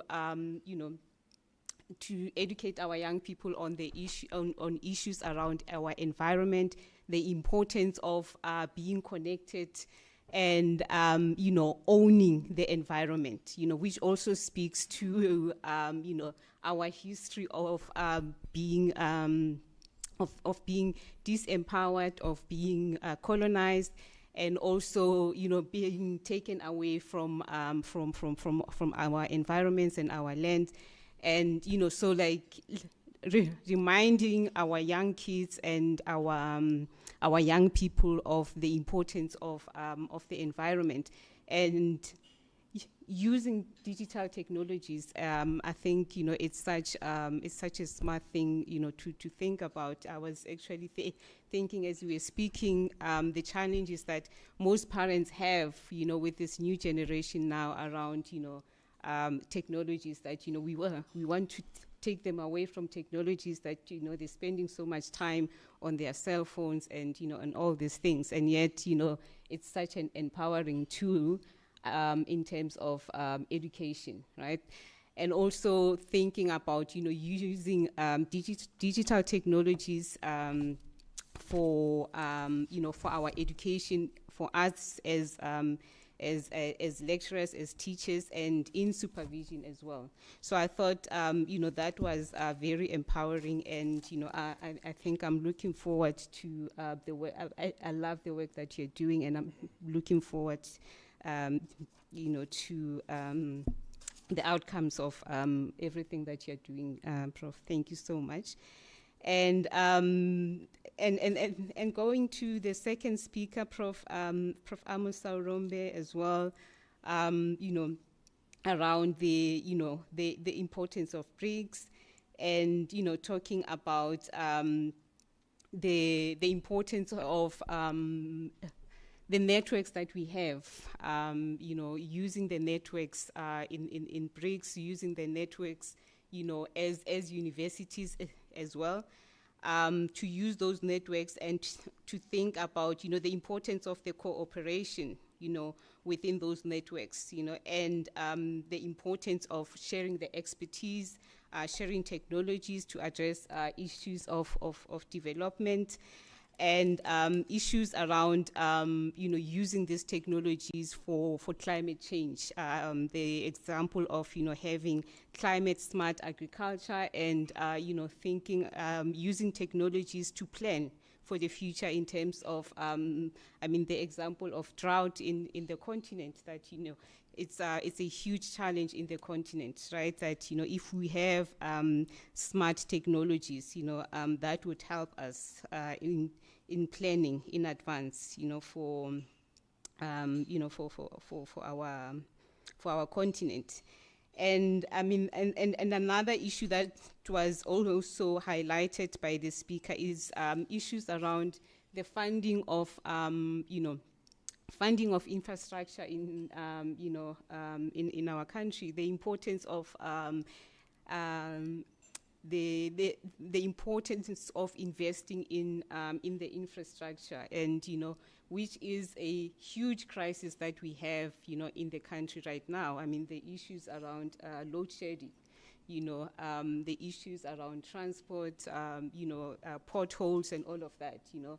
It's a big challenge that we have, and that, you know, it's it affects the economy. I mean, it's difficult for Africans to trade, you know, amongst each other because of the challenges that we have with infrastructure. It's easier for us to travel overseas than it is, you know, to just go to Botswana or even, you know, Zimbabwe. You know, it's much more expensive. So, okay, so I'll skip on to the next speaker, Professor Diesho. This was, so I don't even know how to summarize this one, because it was a wow presentation, and it was beautiful, because then, you know, it's also historical, you know, it's you know, giving us lessons in terms of, you know, the significance of Africa, and, you know, the importance of the African continent, of South Africa, in terms of, you know, leading the continent, you know, on issues that have always been, that have always affected the continent. But also, you know, the reminder that, you know, as Africans, we've always seen each other as Africa. I think that was the biggest message, you know, in everything that Prof was saying, that, you know, we've always seen each other as one. Hence, you know, we have Nkosi Sikelela I Africa, that, you know, that's a song, you know, that was That's a song that was written by a South African, but then, he was speaking about the continent, and even in our struggles, throughout, our history as a continent. I mean, you look at, the struggles in the African continent, it has always been about Africa, the relationship that we've always had as Africans, So that was a beautiful reminder of, of our humanity, of our Ubuntu. And, and the highlight there is, reminding us, to come back to ourselves, that, every time we get excited about, foreigners or outsiders coming to us with ideas, with solutions, and yet, as a continent, as Africa, we have, we have the ideas, we have the plan, and we need to look inward. We need to look at what we have as a continent. And I think it's a challenge to this thing of us, separating ourselves from each other. And, with the history of apartheid, the history of, of isolation, that, our history of apartheid and colonization was the idea of divide and conquer, and we need to be aware, of what is happening there, right? And I think, I don't want to spoil, the beautiful presentation by Prof, but I think it was a beautiful closing, from the Prof. So I'm going to open the floor for questions. I don't know if we have roving mics for people to ask questions. I'm mindful of the time as well. Okay.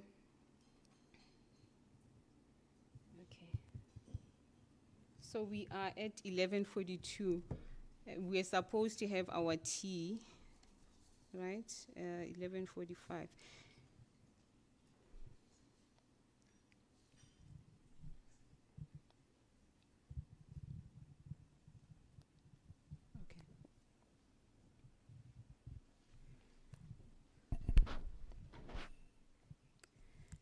So I'm going to take 3 questions in the first round, and let's see how it goes. Okay, you can start, sir.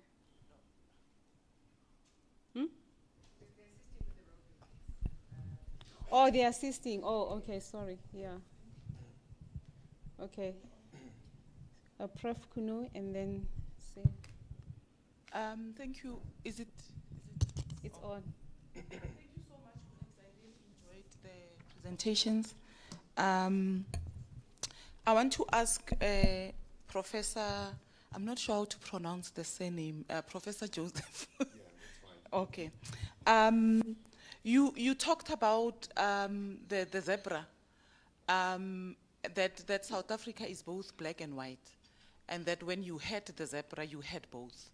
I found that to be a very, visual example, and it got me thinking about some of the race issues that are continuing, and the inequality that is continuing, and how do we, because there's a growing us and them, a return to the them and us, how do we do the work of seeing what you were sharing with the zebra idea? How do we do that work? Because it's real, it's true that we continue to hate each other. But in the process of doing that, we think we are protecting ourselves. So there's that individualization where we feel that my issues are mine as a black person, and my issues are mine as a white person. I'm protecting myself. How do we change that way of thinking? I'm struggling, but I really loved the example that you shared. Thank you so much. Okay. Thank you. Okay, I'll ask them to bring it when they're done. It's okay.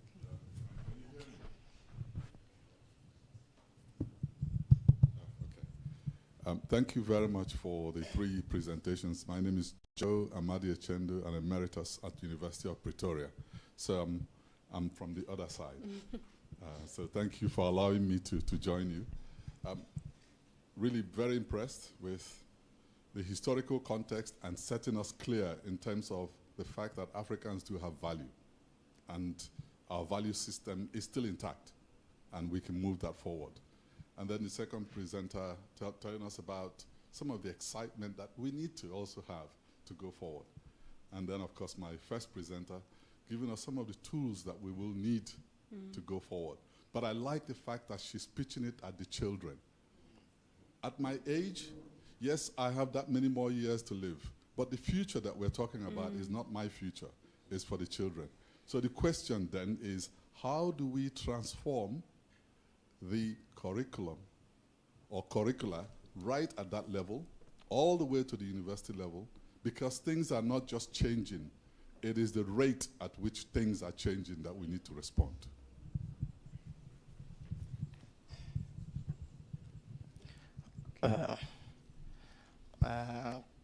Good morning, everyone. Morning, sir. Okay. I've got a question especially for my sister. My sister, the issue of digital education or learning, really, it's something that we cannot avoid. It's here forever.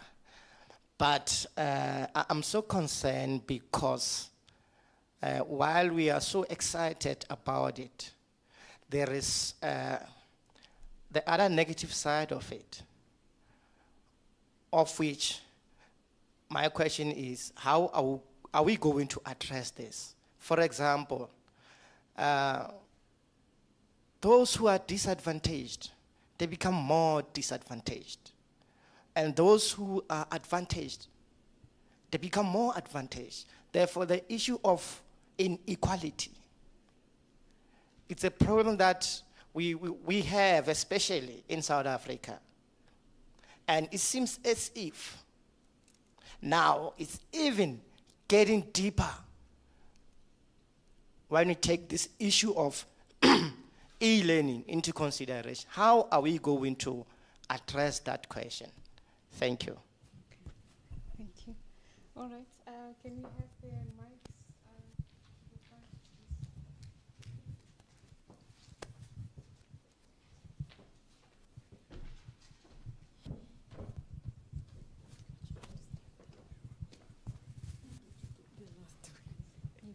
Okay, I think I'll answer the last question regarding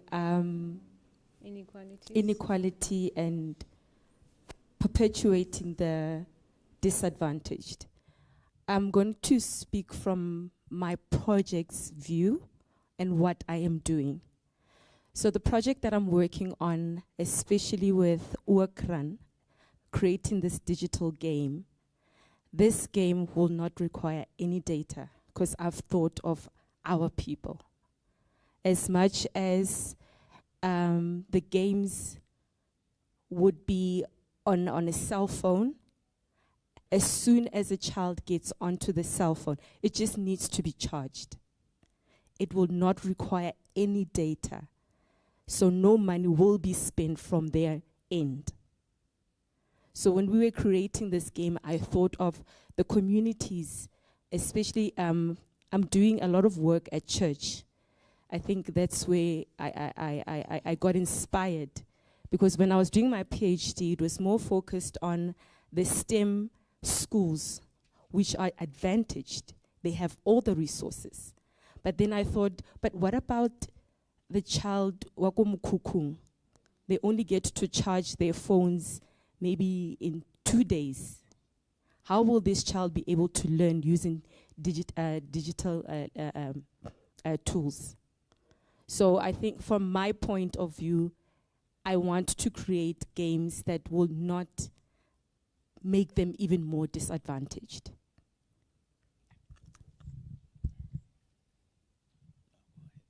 Okay, thank you.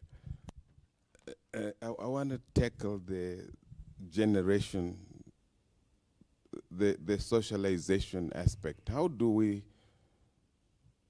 begin with a child and sustain our transformation? A case in point here, perhaps, is that Singapore. Singapore was an incredibly poor country before 1963. And then came a person who assumed the role as prime minister. His name was Harry Lee when he was studying in the United Kingdom, a Singaporean Indian Chinese. He went back to Singapore and he realized, no, I need to transform my people. And he changed his name to Lee Kuan Yew. Lee Kuan Yew was prime minister and he realized this is a very difficult task to mount. So he traveled around to Singapore, admittedly a city-state, small. And he went back to his cabinet, he convened a cabinet meeting and said, brothers, I just realized that the future we are talking about is not for us. We are expired. We need to start with those who are in grade 3. The future of Singapore begins with those in grade 3. And he instituted a program of development, rural development, by tackling communities on the ground. He would send people to the villages of Singapore, find a man with 3 children, a wife, living in a hut.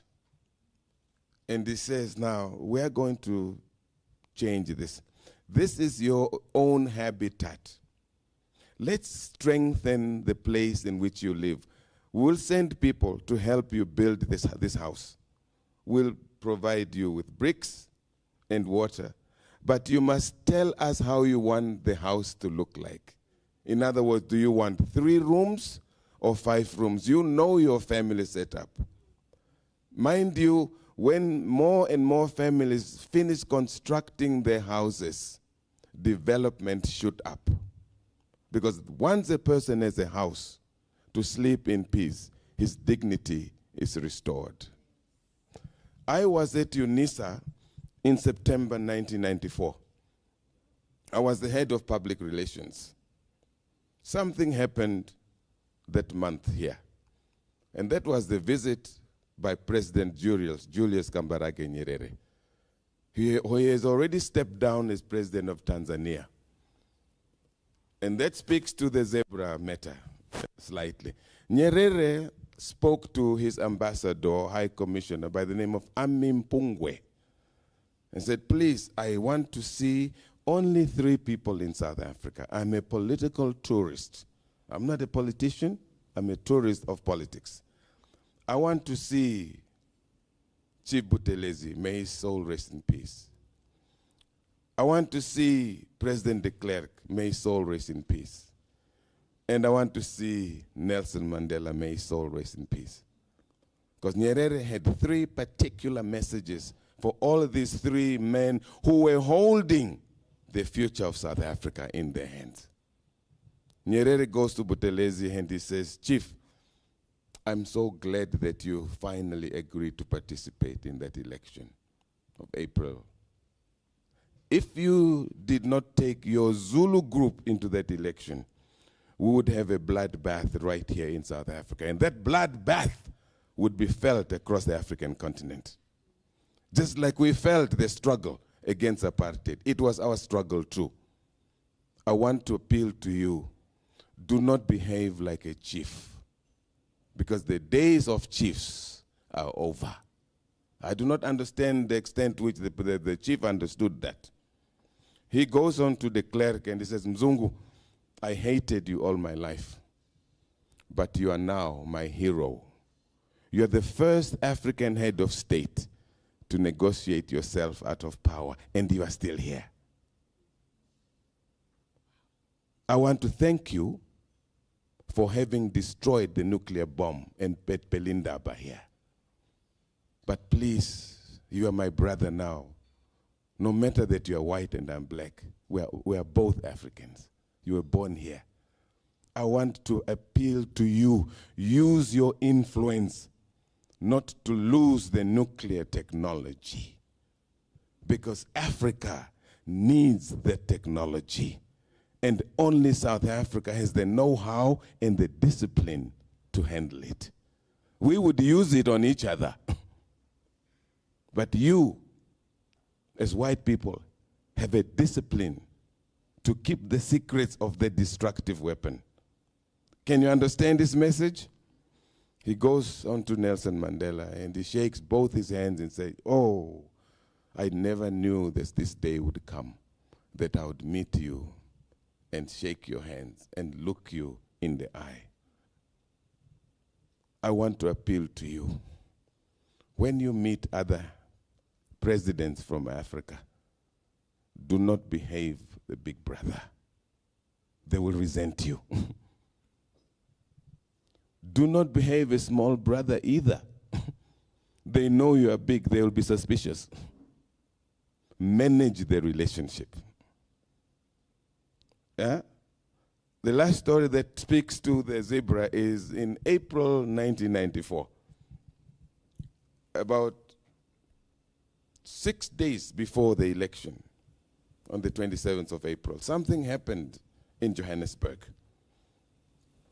You can understand that the negotiations, CODESA, were accompanied by international observers. One of such international observers was a Kenyan by the name of Washington Okumu. When Chief Buthelezi decided to withdraw completely from the talks and therefore not participate in elections, he went to Lanseria Airport to take an aeroplane to go to Nongoma to convince the Zulu king to break away from South Africa. Are you with me? Buthelezi was on his way to say to the king, Bheki Zulu, it's not for us. We are going to break away from South Africa. Now, Okumu, being the African delegate of the observer mission, started to weep. He saw war, he saw violence, he saw blood. And he pursued Buthelezi to the airport. There were no cell phones at the time. He took a taxi, and by the time he got to Lanseria Airport, the aeroplane on which Chief Buthelezi was has already taken off. This is a true story. You can Google it. Washington Okumu, the miracle of South Africa. So the plane was in the air for 8 minutes, and it developed a technical difficulty. So the pilot says, ladies and gentlemen, we cannot continue the flight. We have to return to Lanseria. And the airplane came back. By the time the airplane landed with Buthelezi in it, Washington Okumu was drinking tea tearfully. He was afraid. Chief Buthelezi gets off the plane and he sees Washington Okumu at Lanseria Airport. They've met before at a prayer breakfast in Washington, D.C. And Okumu says, my brother, what are you doing here? You remember, watch the words now. My brother, what are you doing here? Ubuntu has arrived. Africa has arrived. And Okumu says, my brother, I am looking for you. Please hear my prayer. Participate in the elections. We will not be able to handle the bloodbath here. White people are armed. Yeah? They have stockpiled on paraffin, war machines, and everything. They could only poison one dam in Soweto, and what do you have? Buthelezi, being a religious man, says, my brother, God sent me back to you. I am going to take my Zulu nation into the elections. If you look at the ballot of 1994, Inkatha Freedom Party name was stuck at the bottom with glue because of the African miracle, Washington Okumu. It is not a mistake that South Africa produced the first liberation movement on the African continent, the African National Congress. It's not a coincidence that South Africa produced 4 Nobel Peace Prize winners. Albert Lutuli, Desmond Tutu, F.W. de Klerk, and Nelson Mandela. My friends, these are not small feats. In the old language of the principles, my principal would say, South Africa matters. Please don't apologize for being a South African. You have a prophetic mission on the continent. You see, when I was a consultant to ESCOM, the CEO of ESCOM was, when ESCOM was working, was Thulani Gabashe, a very noble man. Thulani calls me at 6 o'clock in the morning, says, brother, please come here before the day starts. So I rush to Megawatt Park. At that time, and please academic South Africans, take this very seriously. At that time, ESCOM has put up an organization that would spearhead the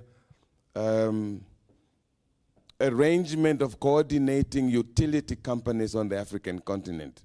The ESCOMs of Africa, if you will.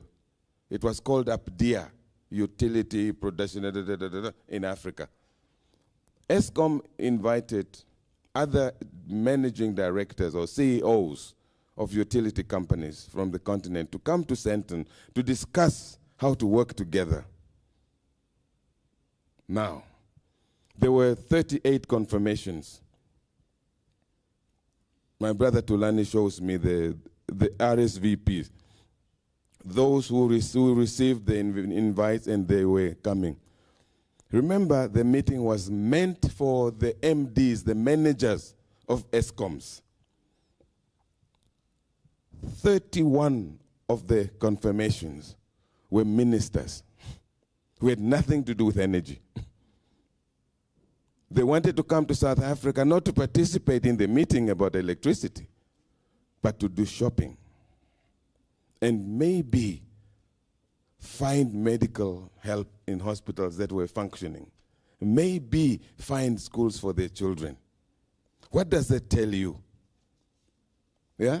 South Africa has worked in the manner that it worked economically because of the presence of the white minds, not white people. White minds who understand time, accuracy, breaks, fractions. I could not tell my father that the meeting is going to start at 2:30. He did not understand halves. You have to tell him it's in the afternoon. Yes, because Africa does not work with details like that. In other words, maybe I'm one of those Africans who are honest enough to say, maybe there are things we as Africans are not ready to do yet. And I'm not saying we're inferior. Yeah? We cannot do them yet because, you see, the Western world was defined by that French philosopher by the name of René Descartes, who said, cogito ergo sum, I think, therefore I am. Ideas are important. Innovations are important. Inventions are important. Creations are important. Not in Africa. In Africa, what regulates us is the event, the kairos. Did the event happen or did it not happen? Freedom came. What are you talking about now? Yeah? So we need to transform our minds to get to the point where we can work with fractions.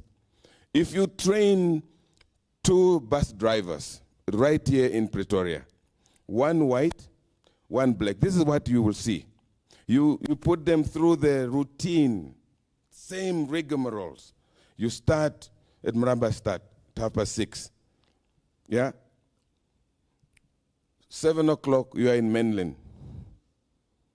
8 o'clock, you are back in Sunnyside. My friends, let's be sincere. A white person would follow that routine because the book says so. It doesn't matter whether he sees you coming to the bus or not. Now, you train me. Same rules. And I start the bus, and then when I go past Sunnyside campus, yeah, I see my sister with 2 boys coming. I'll wait because I have a relationship with her. You do not ignore someone you know. That's not what you were trained to do. In the end, the bus will be late by the time it gets to Sunnyside or to Menlyn. This is why, my friend, and this is how, my friends, all African airlines collapsed. They would wait for the minister to come to the airport. In fact, the pilot would say, 10 of you must get off the plane because the deputy president is coming to be on this plane. The rules don't say that. In Africa, rules don't matter. My friend, you go to Zululand now, you talk, you listen to Msholozi. Sincerely, he says, my comrades came to me 4 times and told me to step down. None of them told me what I had done wrong.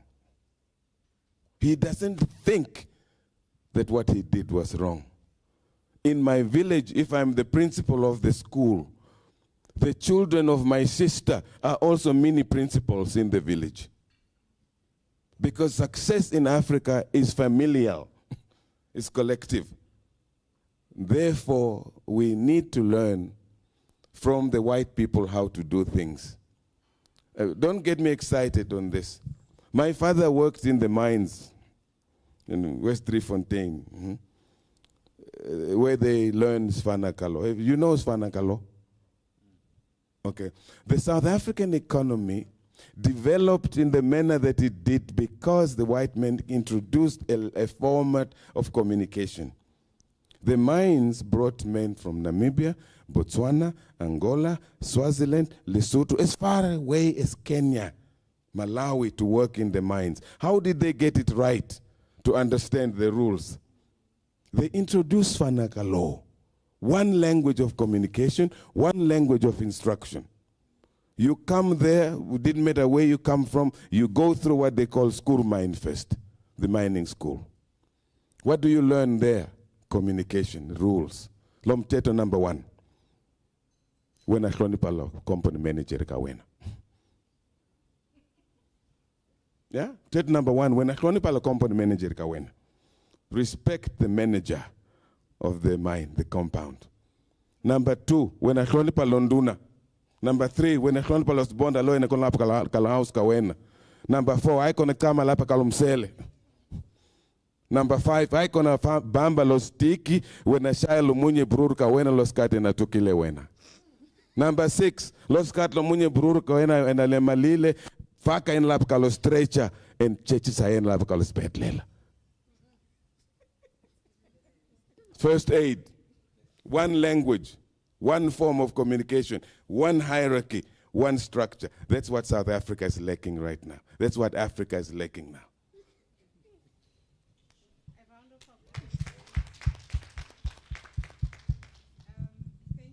Much, Prof, and thank you to all our guest speakers. I think this has been an insightful and a very, provocative conversation, with our speakers.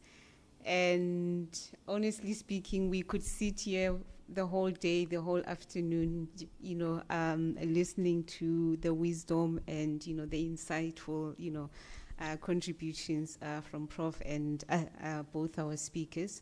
But I think we are running behind our schedule now. So I'm going to ask you guys to take a 10 minutes break just to stretch our legs, get some coffee and refresh. And then if you could resume at least by 12:20. All right. Thank you so much, and another round of applause to our colleagues. Thank you so much.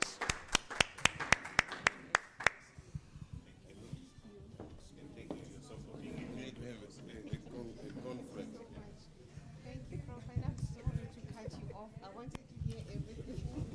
There was another potato there. Number 7. Remember they stayed. The men stayed. The men stayed.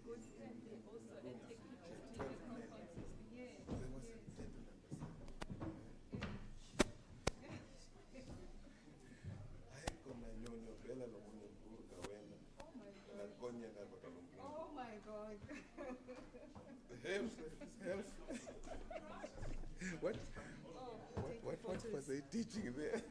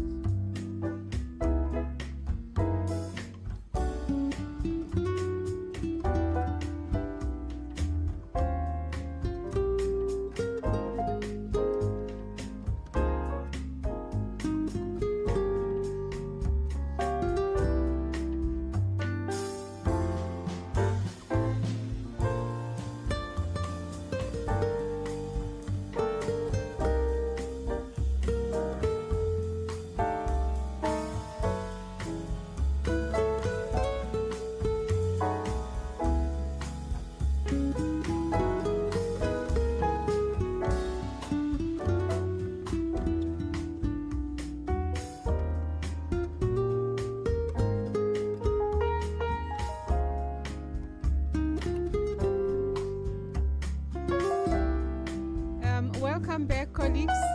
Can we start the second session, please?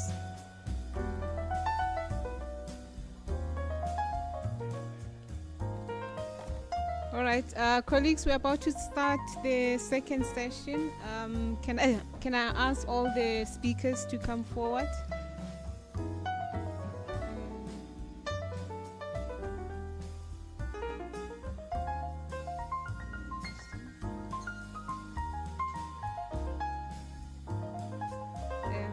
We're missing.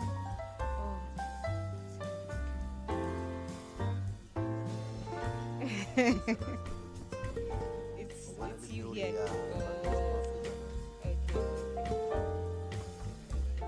Okay.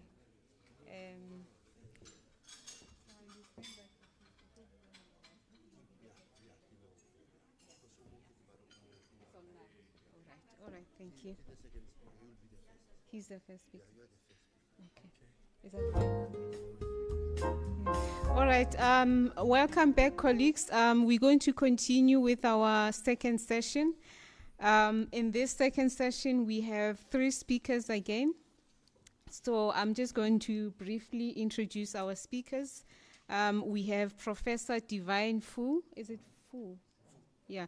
Professor Divine Fu, who's an associate professor of anthropology and director of HUMA, which is the Institute for Humanities Africa at the University of Cape Town. And then our second speaker is Dr. Priscilla Twamasi Bafo. She holds a PhD in economics from the School of Economics, University of Nottingham, UK. And our last speaker will be Mo-Africa Ras, Advocate Sipho Gideon Mantula, who is a Pan-African cultural activist, a Pan-African historian, Pan-African human rights defender in Africa without fear, favor, or prejudice. These are our 3 speakers for the afternoon. So just like in the first session, I'm going to give our speakers 20 minutes each, and then we'll have a conversation then after all the 3 presentations. So I'll ask Professor Divine to come forward. And a round of applause, please.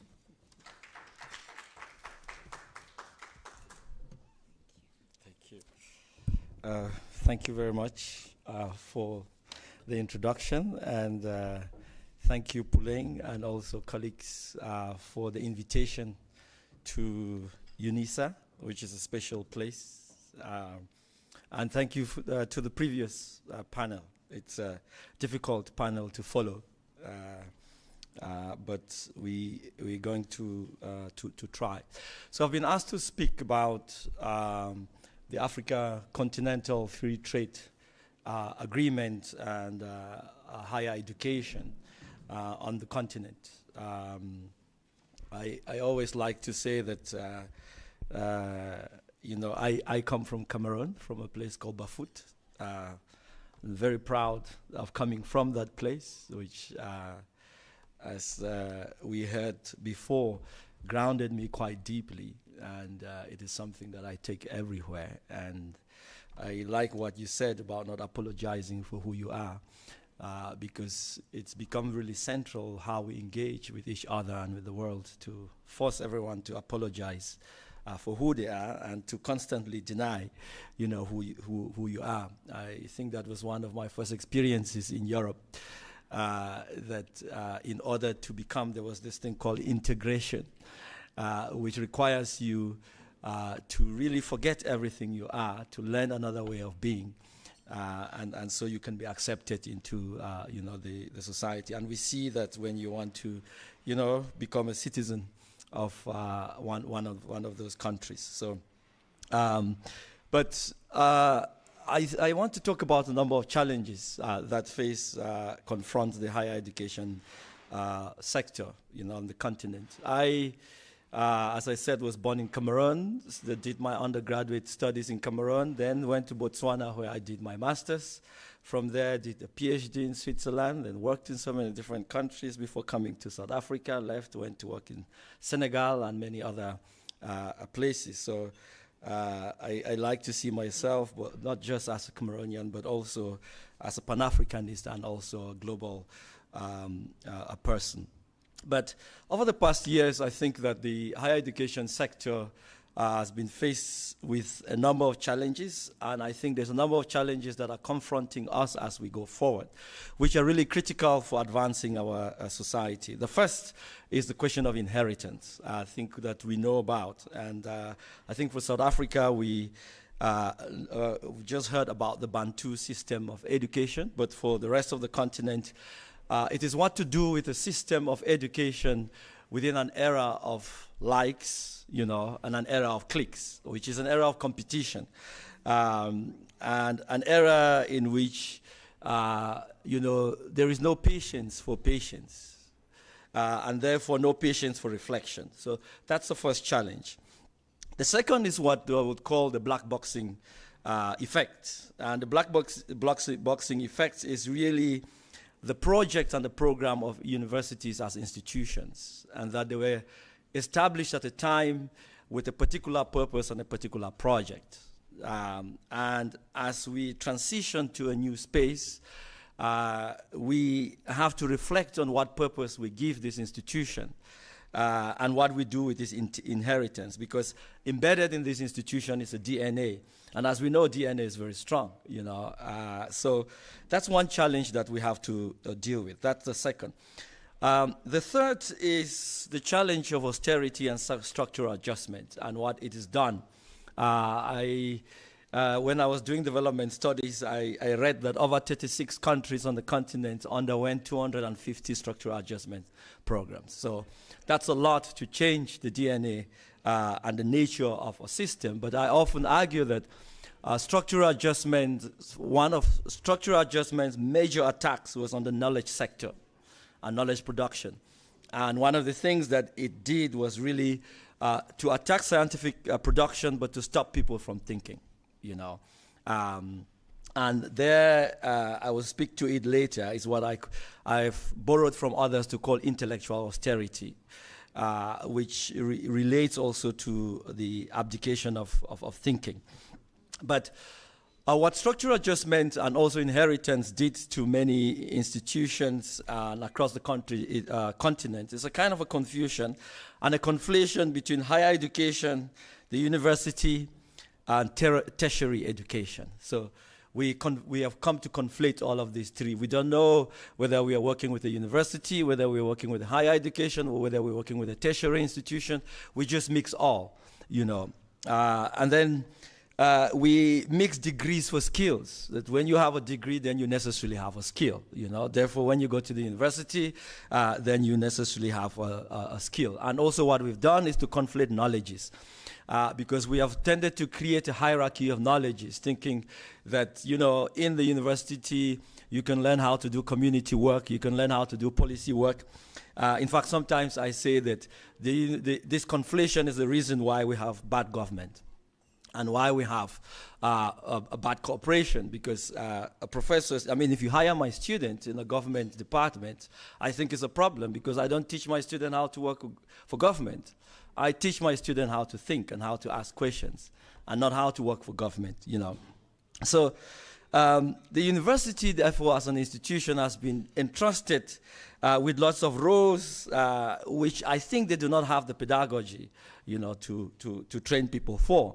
So they're responsible for training government workers, they're responsible for training politicians, they're responsible for training the business and corporate sector, they are responsible for training activists, they are responsible for training community workers, and they are also responsible for training critical thinkers and rigorous scientific researchers, which I think is a problem, because I don't think they can be a master of all. But what has happened is that it's disrupted the ecosystem, because the knowledge ecosystem is like a value chain where everybody adds, you know, value. And what is done is that it's led to the current chaos, I think, and catastrophe that we face now, which in a way is moving to a space where we are ending the importance of experts, you know. So you don't have experts in particular places. But also, this is provoked by an outcome for politics, because higher education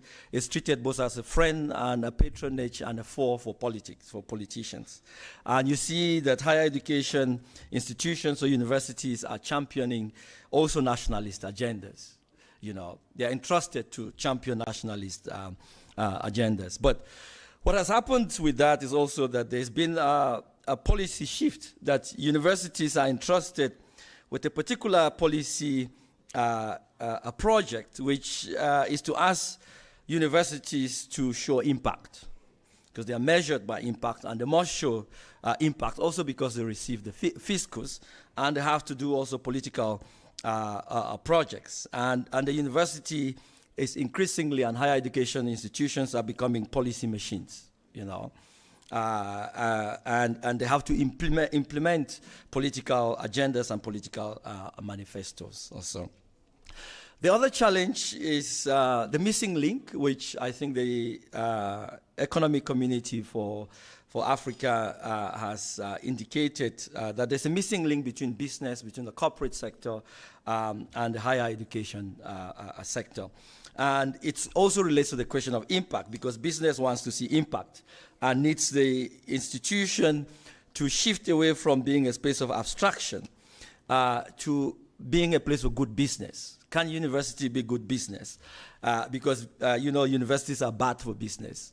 Not that they are not good for business. They are good for business, especially when it comes to tenders, you know.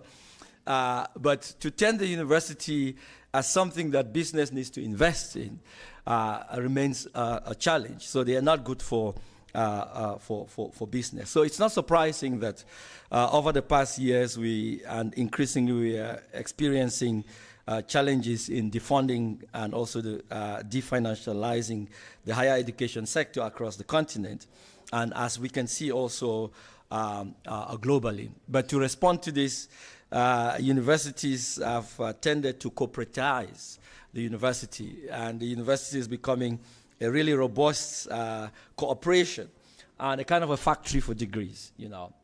Also because we have to tick, you know, matrices, you know, we have to compete, the same kinds of competition, also with limited resources. And my argument is that this has resulted in an intellectual austerity. And this intellectual austerity is really provoked also by the fact that both business, corporate, and government itself and politicians have to increasingly disinvest, you know, from higher education, and also really have some kind of casual ideas towards the university in very critical moments. Even though university or the higher education sector is very important for the advancement of any society. So we are really facing a collapse in the system. We are facing a challenge, what I'll call the end, kind of an end of thinking and critical thinking, because the university, I think, is a site for critical research. And without coalition and collaboration across the continent, I think this beast of intellectual austerity will shift the continent really radically, because, as I said, no society can grow without a critical mass of thinking. So what we are going to face increasingly is an abdication of thinking. And what I want to argue is that the African Continental Free Trade Agreement offers us this opportunity, you know, to build this coalition across borders, because without taking science as a collaborative exercise, or taking science as an exercise in Ubuntu, in the sense that knowledge production happens because of interdependency, because of expertise in different areas, expertise in different fields. And without turning the continent, you know, as a kind of a workshop and a place for apprenticeship, we really risk the extraversion that people like scholars like Pauline Otonji have raised over time. And I think that higher education is good business, which requires investment. Higher education can be good policy, but requires investment. Higher education is good for human dignity, but it requires investment. But to do that, I think it's important to have collaboration across the continent and to take advantage of the Africa Free Trade, Continental Free Trade Agreement. Yeah, thank you.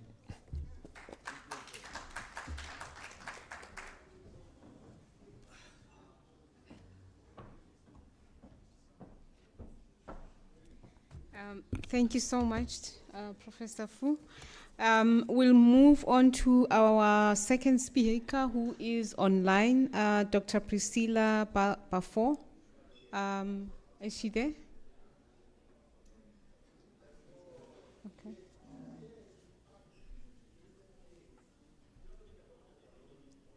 Hello, good morning. Can you hear me? Good morning, Professor Bafo. We can hear you. You can proceed. Thank you. Thank you very much. Good morning once again, distinguished ladies and gentlemen. I must say that it is an honor to have been invited, and a special thank you to Professor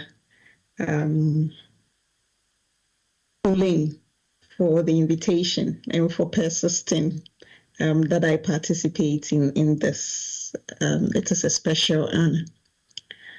So the area I was given, as the previous speaker has already indicated, was on Africa Continental Free Trade Area and higher education. And so in terms of my talk this morning, I am particularly concentrating on higher education and essentially international education as a whole. So indeed, there's a lot of underperformance when it comes to trade on the African continent. But why is increased international trade important?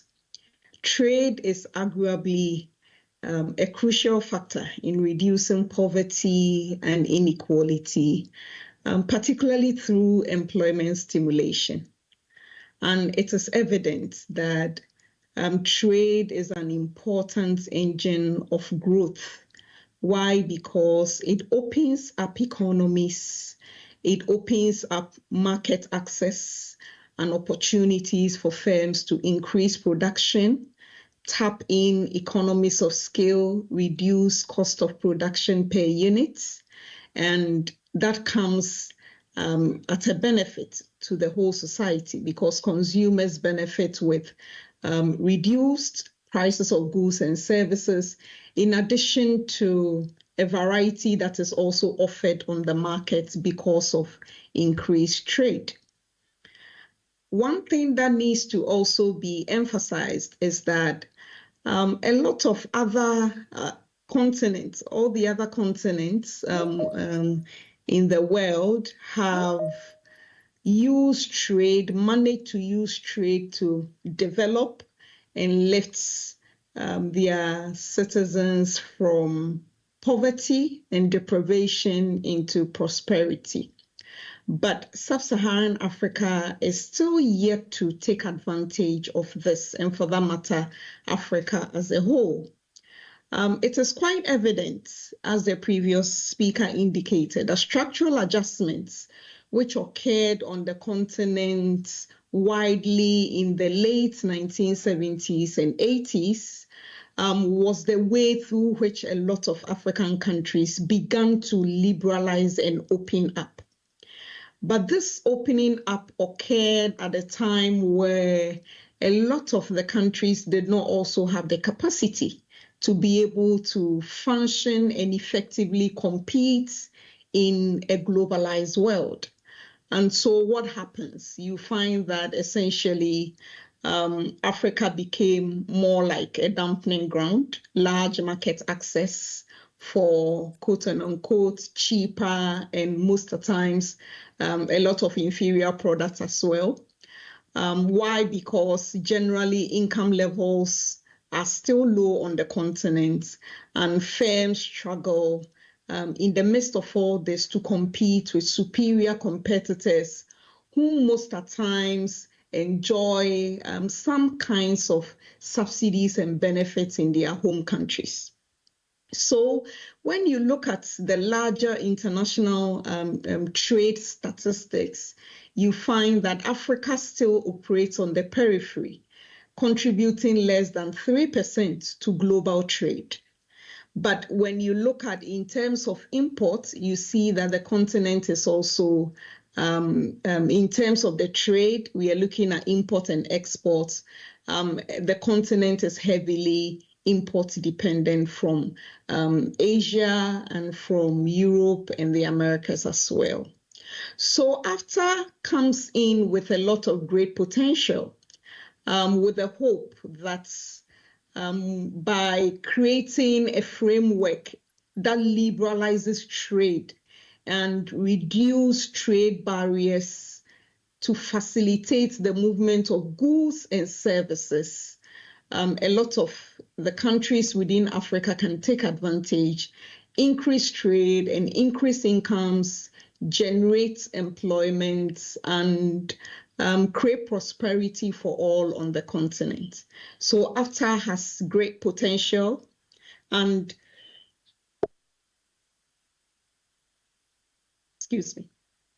AfCFTA comes in with great potential to increase incomes and welfare of all. Indeed, the World Bank estimates that AfCFTA could boost regional incomes by about 10%, right? And also lifts over 30 million people out of poverty in Africa by 2035 if the program is to be rolled out as expected. So why is this all important? Africa is the youngest continent in the world. Indeed, the median age for Africans is 20 years. And it is staggering because it is the youngest in the sense that other continents are struggling with issues of aging population. But we have these bursting young people on the continent who, for example, it is estimated that a third of all young people will be living in Africa by the year 2050. So it has a fast population that is growing. The population is young. So the potential to tap into this growing population is enormous. But the reality is that to date, most of the African countries are yet to tap into this demographic dividend. Why? Because there are structural issues, there are problems in terms of countries harnessing their potential to increase production, generate jobs, and also when you come to the educational side, the lack of capacity for young people to actively participate in the production sector, given that they do not have the requisite skills that is needed. So, for example, when you look at primary education completion rates, for instance, you see that Africa lags behind all other continents of the world. Essentially, there's been some significant progress in recent times, but you see that primary education completion hovers around 72% on the continent compared to other places where we look at upper income countries who are doing about 97, 98%.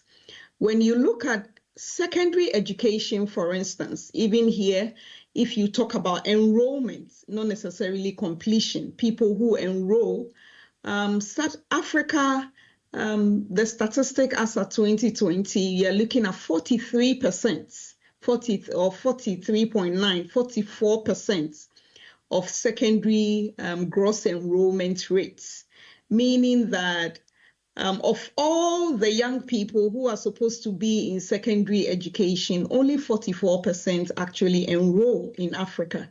And that is staggering. So the question is, what are they doing? It means that the transition from primary to secondary education is very, very low. About 56% of that population fall off when they are moving from primary to secondary education. When you look at Europe and Central Asia, they do 100% in secondary enrollment. Latin America does 97%. The world as a whole is about 76%. So Africa lags significantly behind. Tertiary education enrollment is even more depressing. Why? Because you see that the statistic is 9.8%, just about 10% of the population that is supposed to be in tertiary education actually enroll in Africa. Europe is 76%. Other places, the world as a whole is 40%. So this tells us that indeed, despite the attempts at African leaders trying to integrate, to take advantage with increased trade, the capacity is lacking because the educational system is not performing as it ought to be. Why? Because we see a lot of attrition when people are transitioning from one level to another.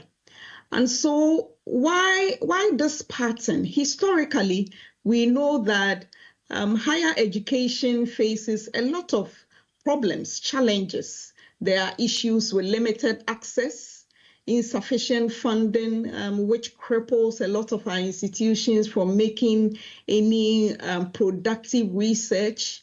There's disparity in quality on the African continent. And so for that matter, it is a challenge in trying to train the right workforce that will support productive activity. And particularly in a technologically charged world that we live in, it is important that we look at these issues if African countries are to fully harness the potential.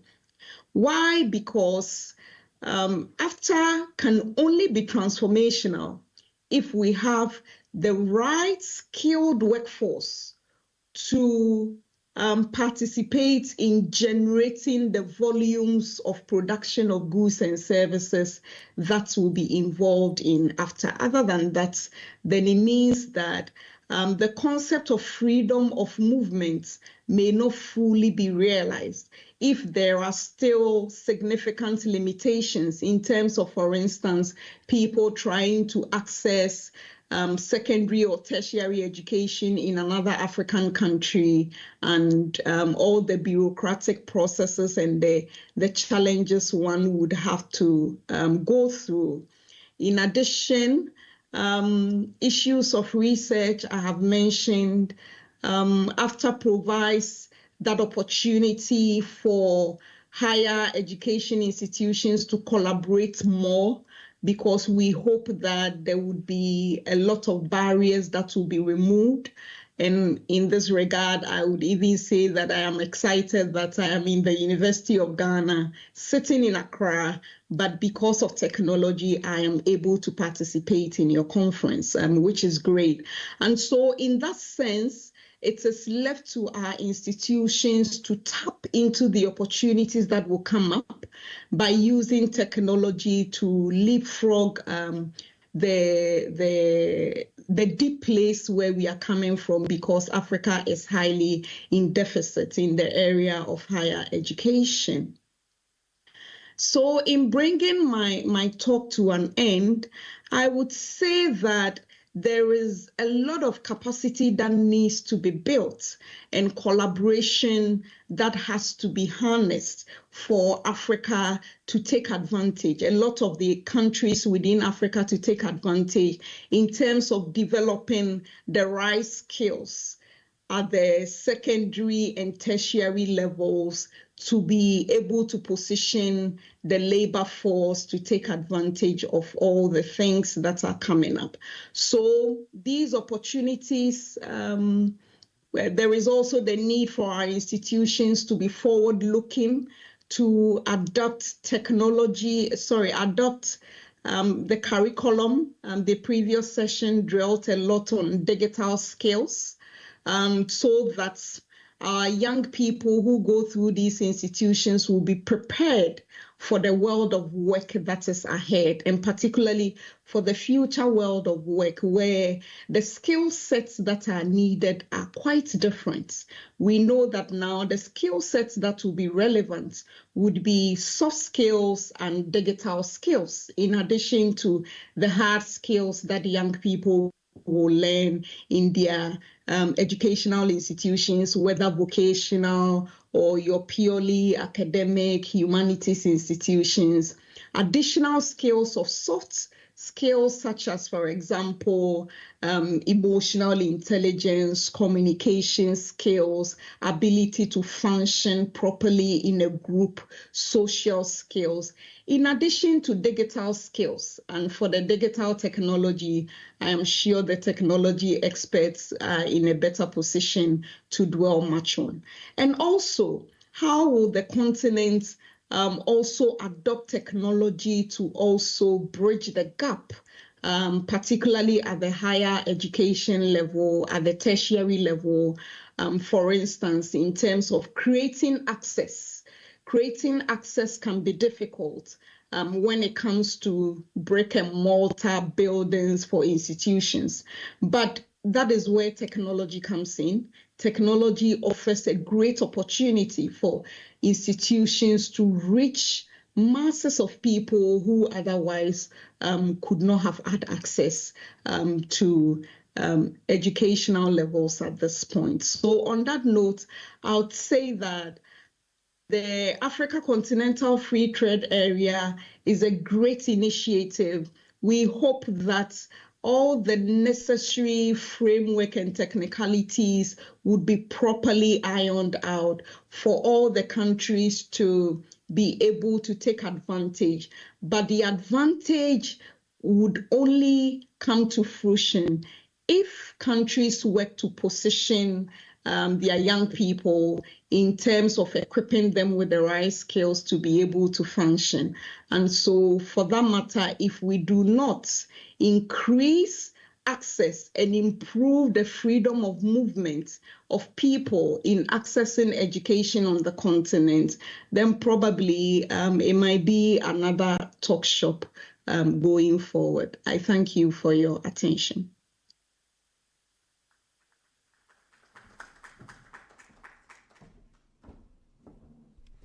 Thank you very much, Dr. Priscilla Bafo.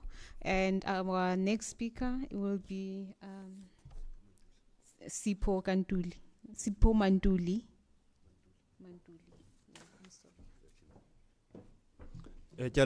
Thank you, Asante Sana. I think my presentation will be slightly different, but also picking up from my fellow panelists, and I want to greet you all. I think the September month, it is the new season in Africa. We must always remember.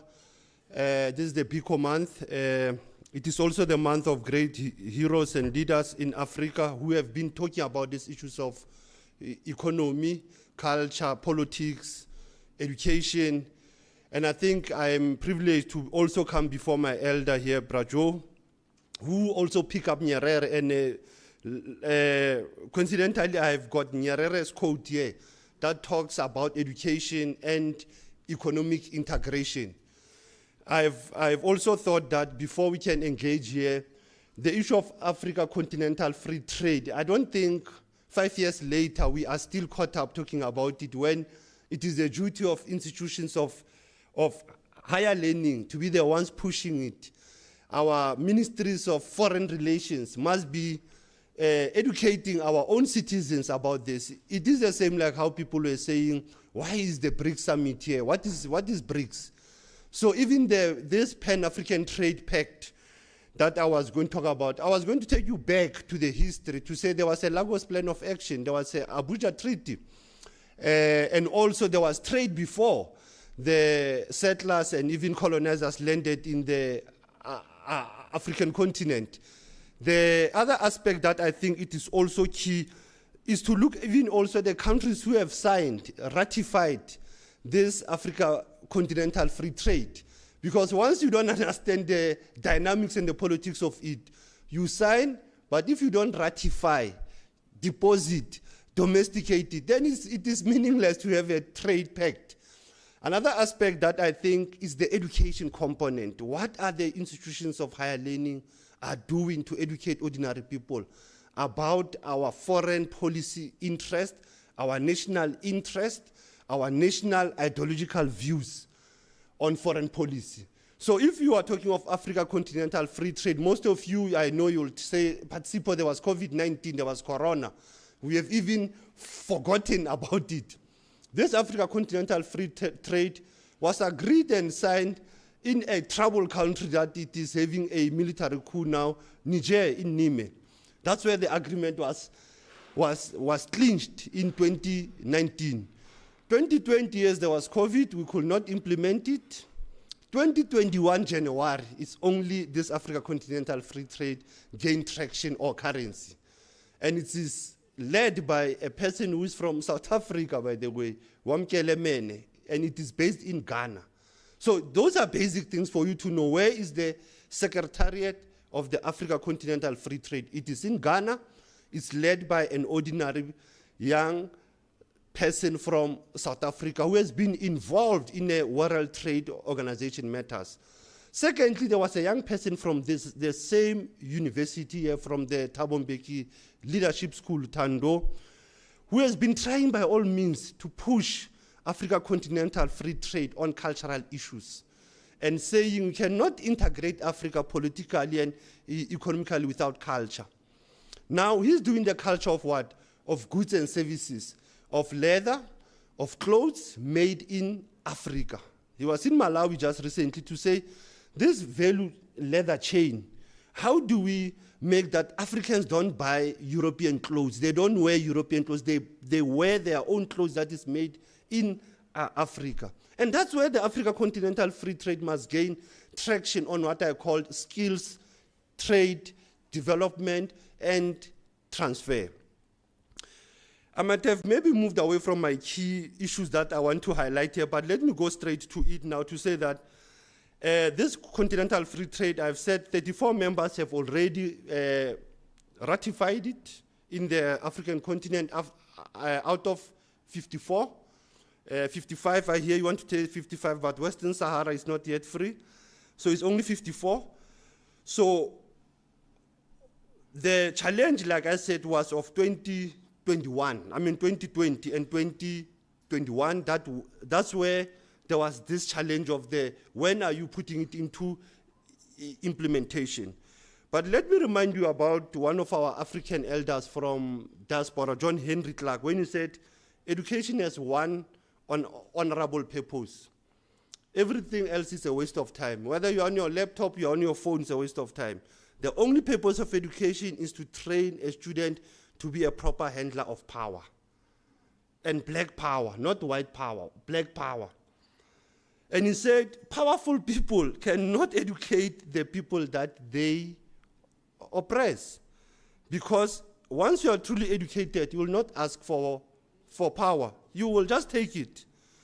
And then Nyerere says, for us to understand education, we have to understand to understand economic integration, it must be linked to our national and Pan-African ideological views.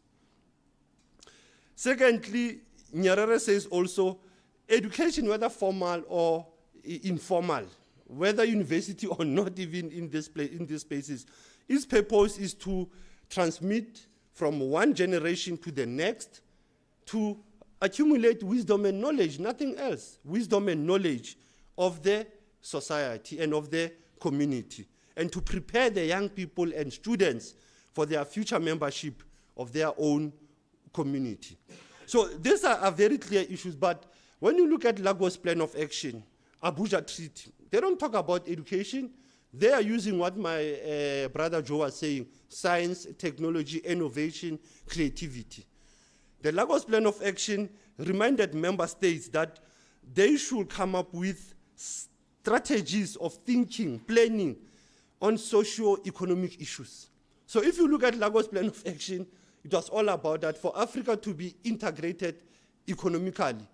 Issues of innovation, creativity are very important. And the institutions of education are the center of that. Secondly, African member states were said, even if you do science, technology, innovation, it must benefit the urban and the rural communities. It must not only benefit the metropolis or the uptown or the urban areas only, it must go to the villages. So for us to put Africa Continental Free Trade, those trade relations happen on borders to border. The cross-border happens in the villages.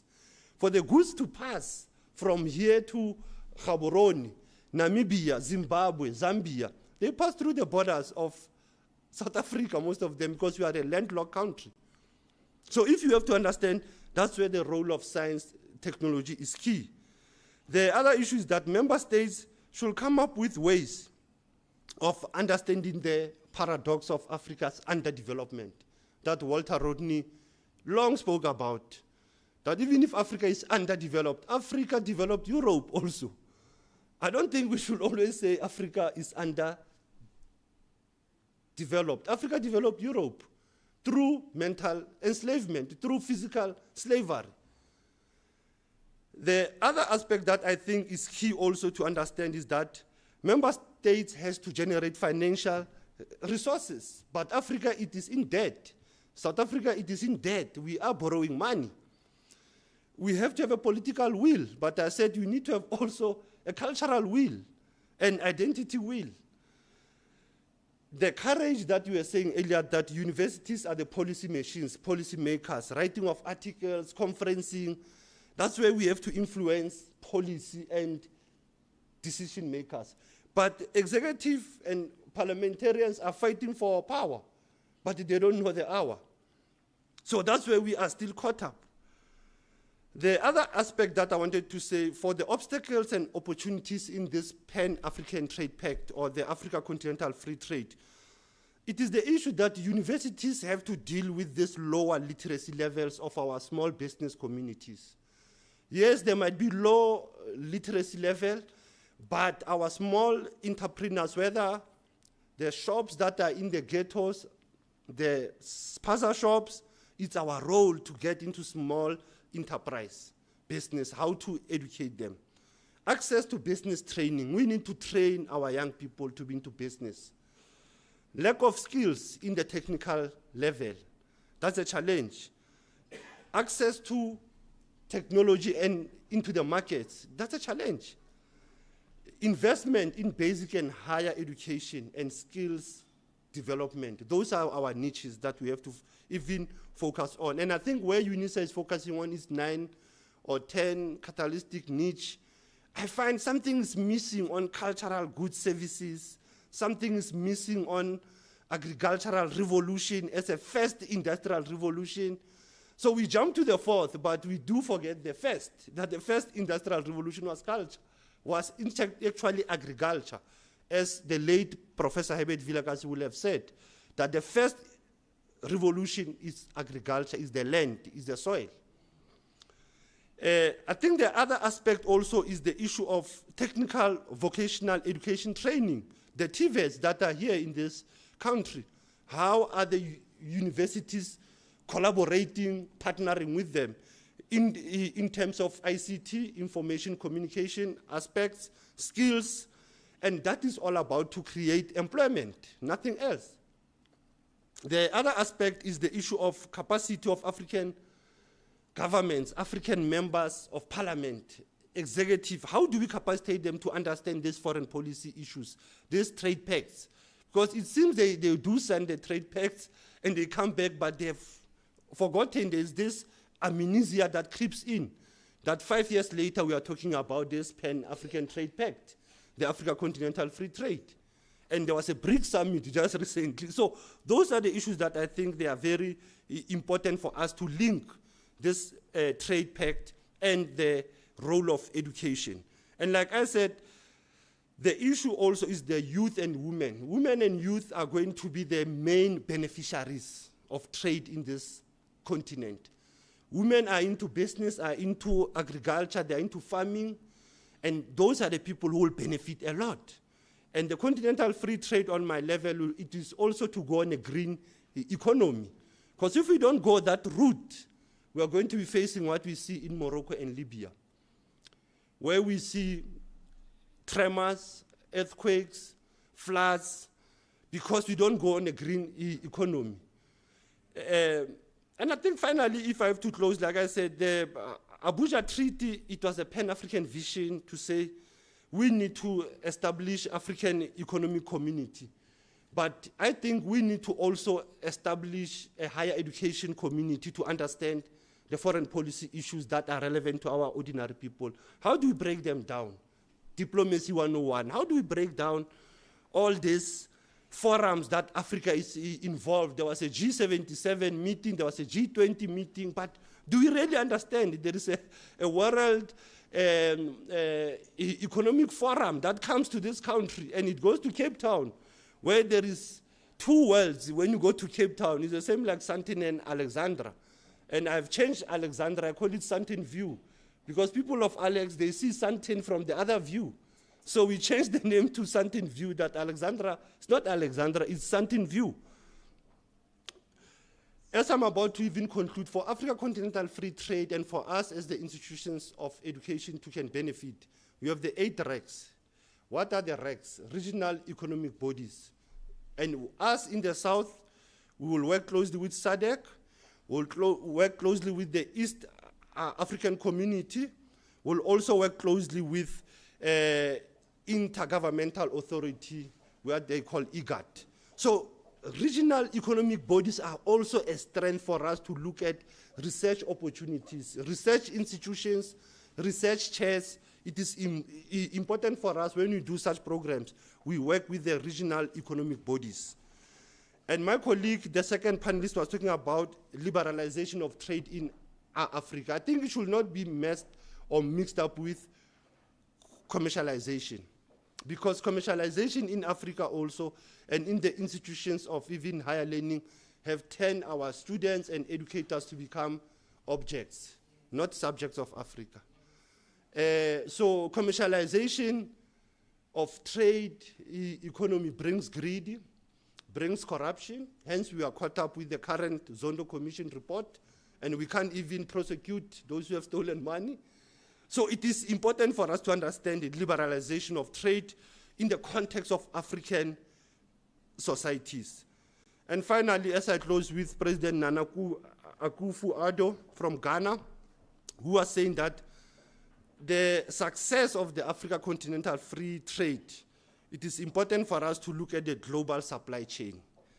That for us to closely integrate as Africa, we must have a mutual self-sufficiency, strengthen our economies, and reduce our dependency on external sources. And I think that's how institutions of higher learning, the way we have been saying, let's cite and recite our own scholars on issues of economy, and avoid to look at Western knowledge as the authority on issues of global economy. Because we can see now with the BRICS Plus, we're already moving to the Arab world now. The BRIC Plus is not only the Chinese and the Russians that we are dealing with and the Indians, we're now going to be dealing with the Arab question as the Arabs are moving in the global South, including universities also. So universities also must know that we are going to meet with the Arab knowledge, we are going to connect with the Russian knowledge, with the Chinese knowledge on these issues.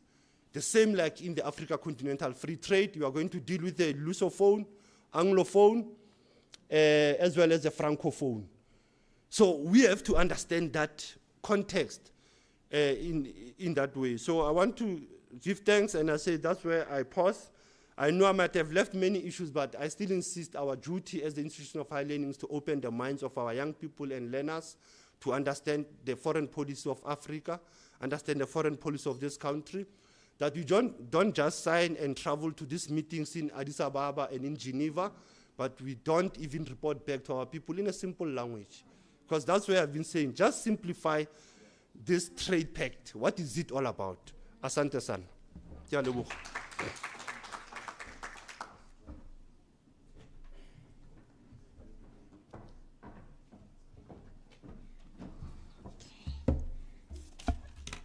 All right. Thank you very much to all our colleagues for the insightful presentations, and please give them another round of applause. Okay. So, okay. So I'm just going to, give just a brief, brief highlights from the presentations, just to remind people of the key points, and then I'm going to be brief because of time pressures, and then we'll have a question and answer session. So I think from the and it's a nice conversation because it also links with the early session that we had in the morning.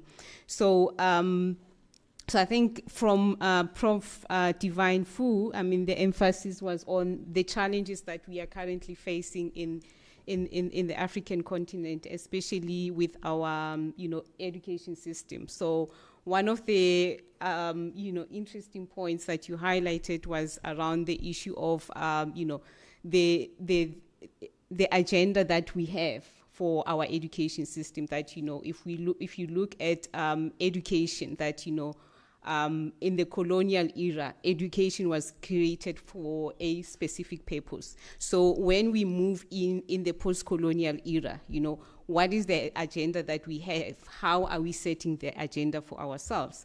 And it also then links to those questions that we are dealing with in relation to, the African continental free trade agreements, right? That, so if we're talking about, the education sector, our higher education sector, and, how are we using our institutions, how are we using our curriculums to speak to the challenges that we are facing in the continent? And more importantly, to make sure that, the way that we structure our curriculum, the way we structure what we're doing, in our education system, it also, it's easier for our people, to understand what we are doing, in higher education. So we need to have a way of, designing a curriculum that speaks to, that is able to speak to our people in a language that, they all understand. And, the points that have been raised around, the trade agreements and how these trade agreements, the agreements that are made that, most of our population doesn't understand these agreements, so it is important that we address those issues through our education system. But I think the biggest challenge that was also highlighted by, our second speaker was around the issues around, access to education, So I think, the statistics that she was highlighting, I think they were quite shocking to me. I know that we should be aware of this kind of statistics in terms of, the enrollments, right? So if you look at our secondary enrollments, she was saying only 44% of our young people are enrolled in secondary education. And at tertiary level, our enrollments are at 9%, I think.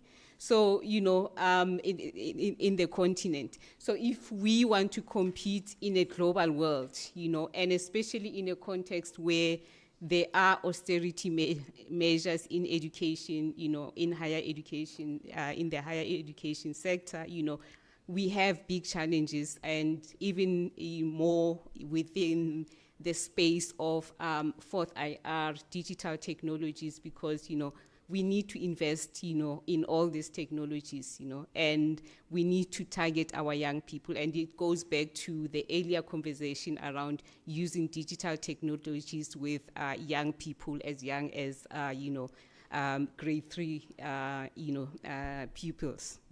So I think this is just a summary of the presentations. I know I've left out other important points that were made by our brilliant presenters. So I'm just going to open it for conversation. I will take 4 questions in the first round, and then we'll let our speakers respond. Thank you.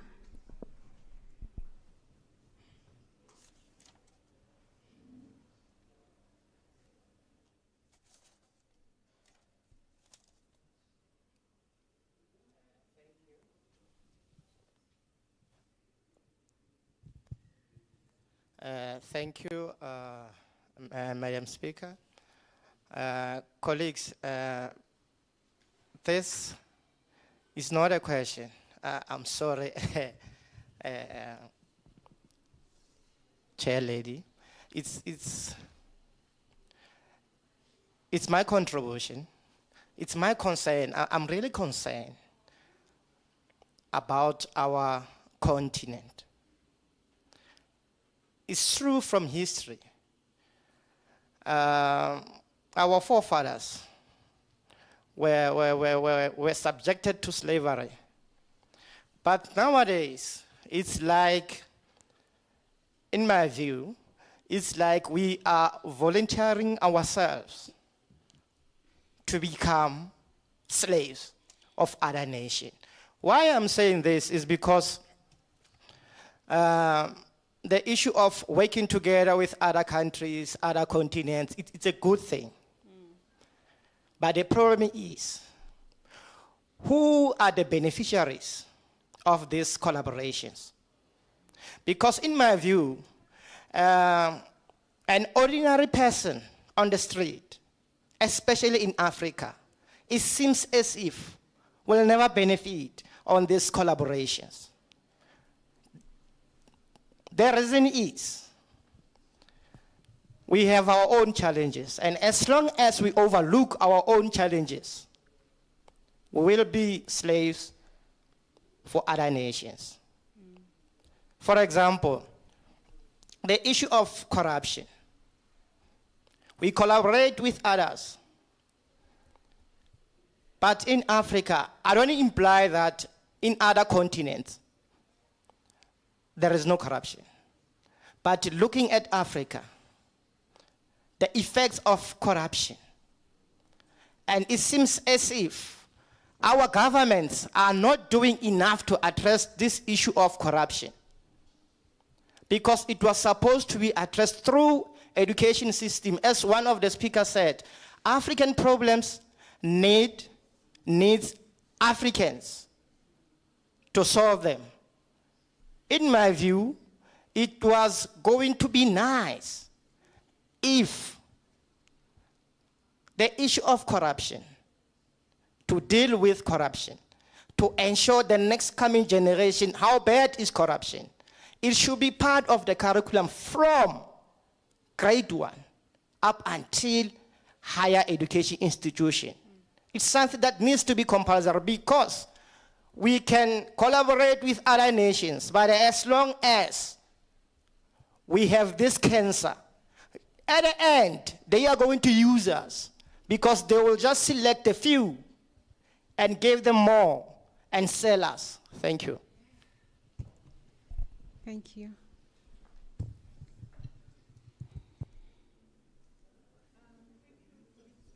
The really thought-provoking presentations.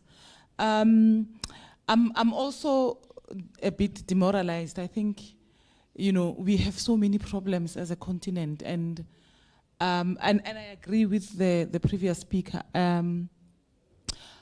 Hey, So my question is on the same lines. In the earlier session, we spoke about the challenge with the costs involved when one tries to engage or to do inter-Africa engagements. It's too costly.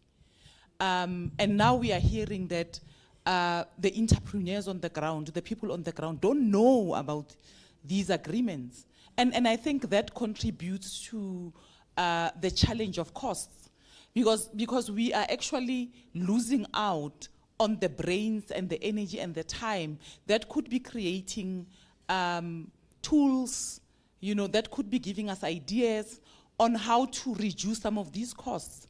I'm sending this back to you, colleagues. How do we make sure that the people who really need the information, who are using their time, their energy on an everyday basis, have access to this information so that we can all benefit? Because if the information, the knowledge stays in universities that are becoming ivory towers every day, then what's the point?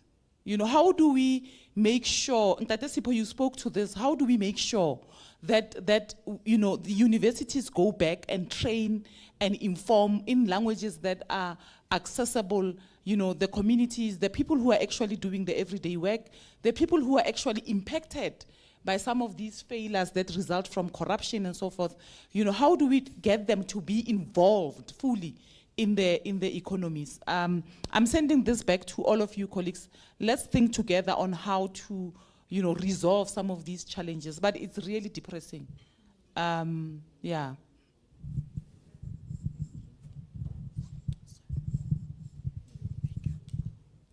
Thank you, colleagues. I think as Grace was talking, I would like to just continue from where she left around issues of trade and issues of our communities and the lack of engagement and conversations with our universities, something that Prof Sarombe also spoke about in terms of engaged scholarship and what that means within institutions of higher learning.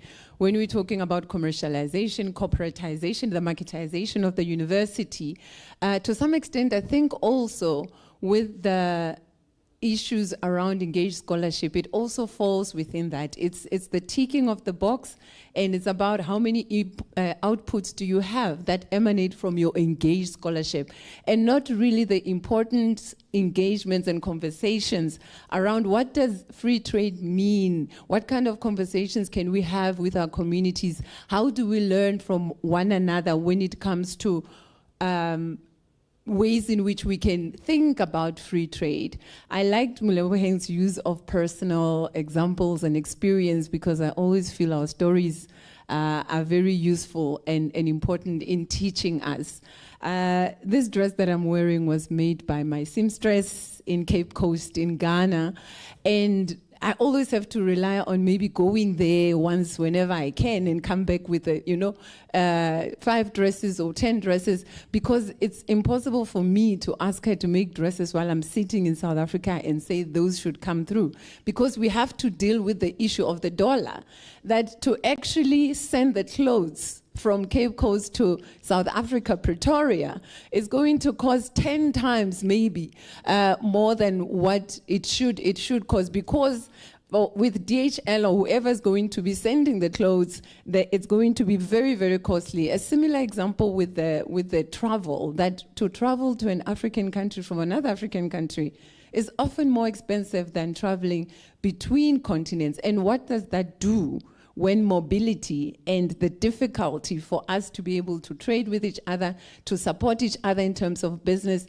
the implications are leaving us with this reliance on ordering from outside of Africa, and sometimes it's even cheaper. But if I want to order in another African country, it's impossible for me to do so. So I think as we think about the role of higher institutions, These are some of the conversations we need to be having, and we need to rethink our institutions in how we think about curricula, which was mentioned earlier, and how that feeds into our rethinking of the ways in which we engage with each other and how we can rethink what free trade should be, what it could look like, and the importance of embedding ethics in everything that we do. We talked about corruption and how can we teach the next generation? How can we start from early on? And at the core of all of that is ethics should be an integral part of everything that we do when it comes to teaching and learning within institutions of higher learning, and not ethics as something you apply for when you want to do research. And our definition and understanding of ethics, I think, is very problematic. Thank you.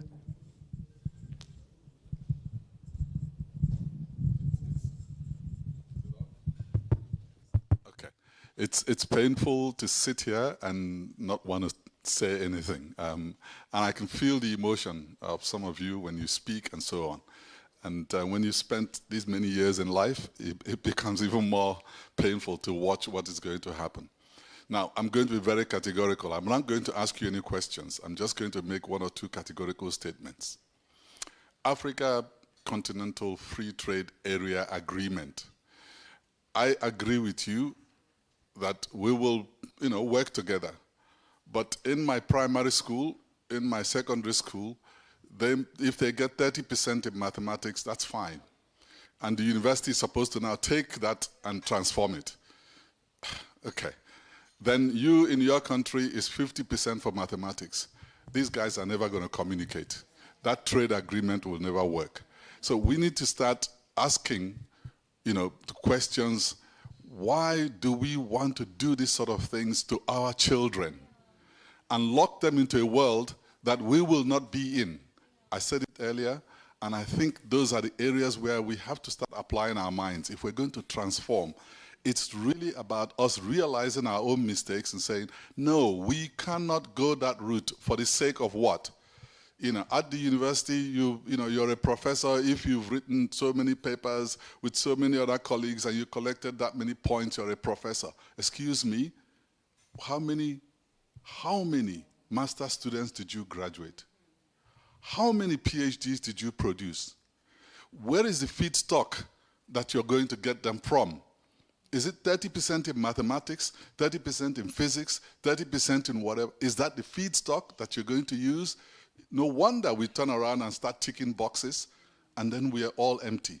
So I think the transformation must start, in us beginning to look at some of those fundamentals. And again, let me repeat myself.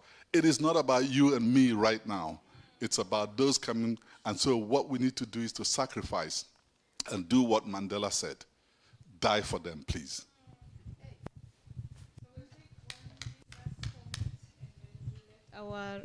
Our speakers respond.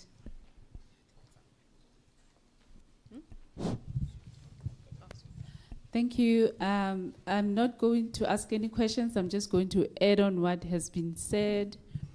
I've just, based on what everyone has been saying in the presentation, I'm asking myself, or actually saying to myself, as universities, we need to empower our communities with information, as he said. And by doing that, we need to move away. These projects that we engage in, where we say we have community engagement projects, we need to move away from engaging in this project and go into our communities as subjects to be investigated or researched on and reported on. We need to start working with them as partners, as collaborators who also have knowledge to share, knowledge to contribute to our development, and also to the problems that they are faced with. Communities always have answers on how they can overcome these challenges. They just need us to provide them with certain types of tools that they don't have. And also the issue of mobility that is so expensive now. How do we now, as universities and communities in Africa, use technology to engage differently? How do we change the template, the colonial template of partnering or collaborating, we have always been looked at as subjects to be investigated, just like our communities. How do we come on board as partners who have something to contribute? Africa is rich with knowledge, with resources, with minerals and so much. We have a lot to contribute to the table. We get to the table and do what when we get there? What do we also bring on the table and make sure that these people that we partner with from the West and everywhere else, they understand that we are bringing a whole lot on the table. We are not just there as charity cases. So yeah, just thanks. Thank you. Okay. Thank you very much for the provocative comments and questions. And I think I'll start with, sorry? We start online. We'll go online. Dr. Priscilla Bafo, are you still there? Do you want to take on the comments from the floor? Yes, I am here. I think. Thank you. Can you hear me, please? Yes, we can hear you, Prof. Thank you.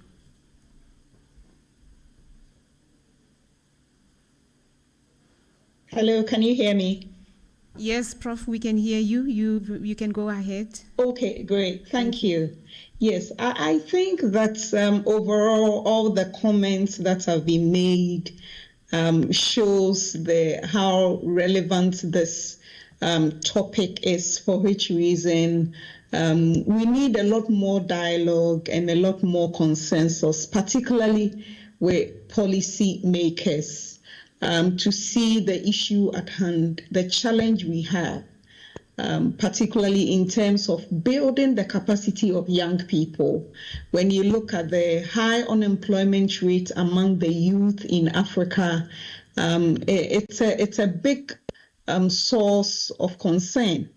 And so it's important that as they talk about this continental free trade agreement, which is supposed to facilitate the movement of goods and, more important, services, movement of people. All countries within the continent would have to build the capacity of their citizens. Otherwise, there is also the tendency for countries that have an upper hand in education and skills training to overly dominate others that do not have the requisite skills, with on important negative implications of ethnocentrism and all that. So there's a lot more work that needs to be done when it comes to higher education. And I believe that this is a great platform for us to start the dialogue and get the conversation going, so that policymakers would hear and make the necessary policies to effect the change that we all require. Thank you. Okay, thank you so much.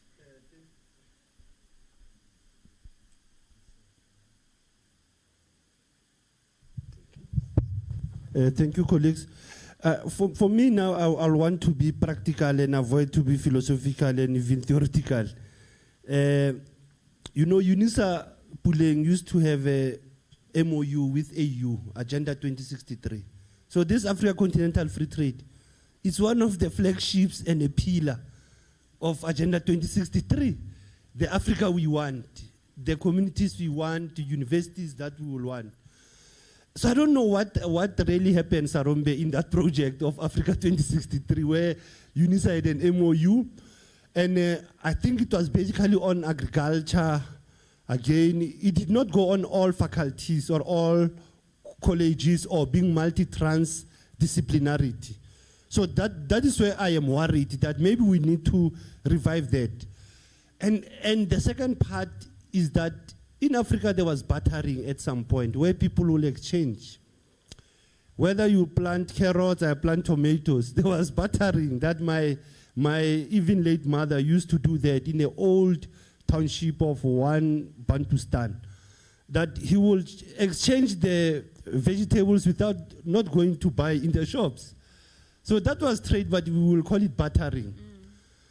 But when we think of education also, I think even universities are also complicit. They are also part of what my friend from Yaoundé was saying earlier, that it seems university academy and projects have lost their signal, their network, their data somewhere.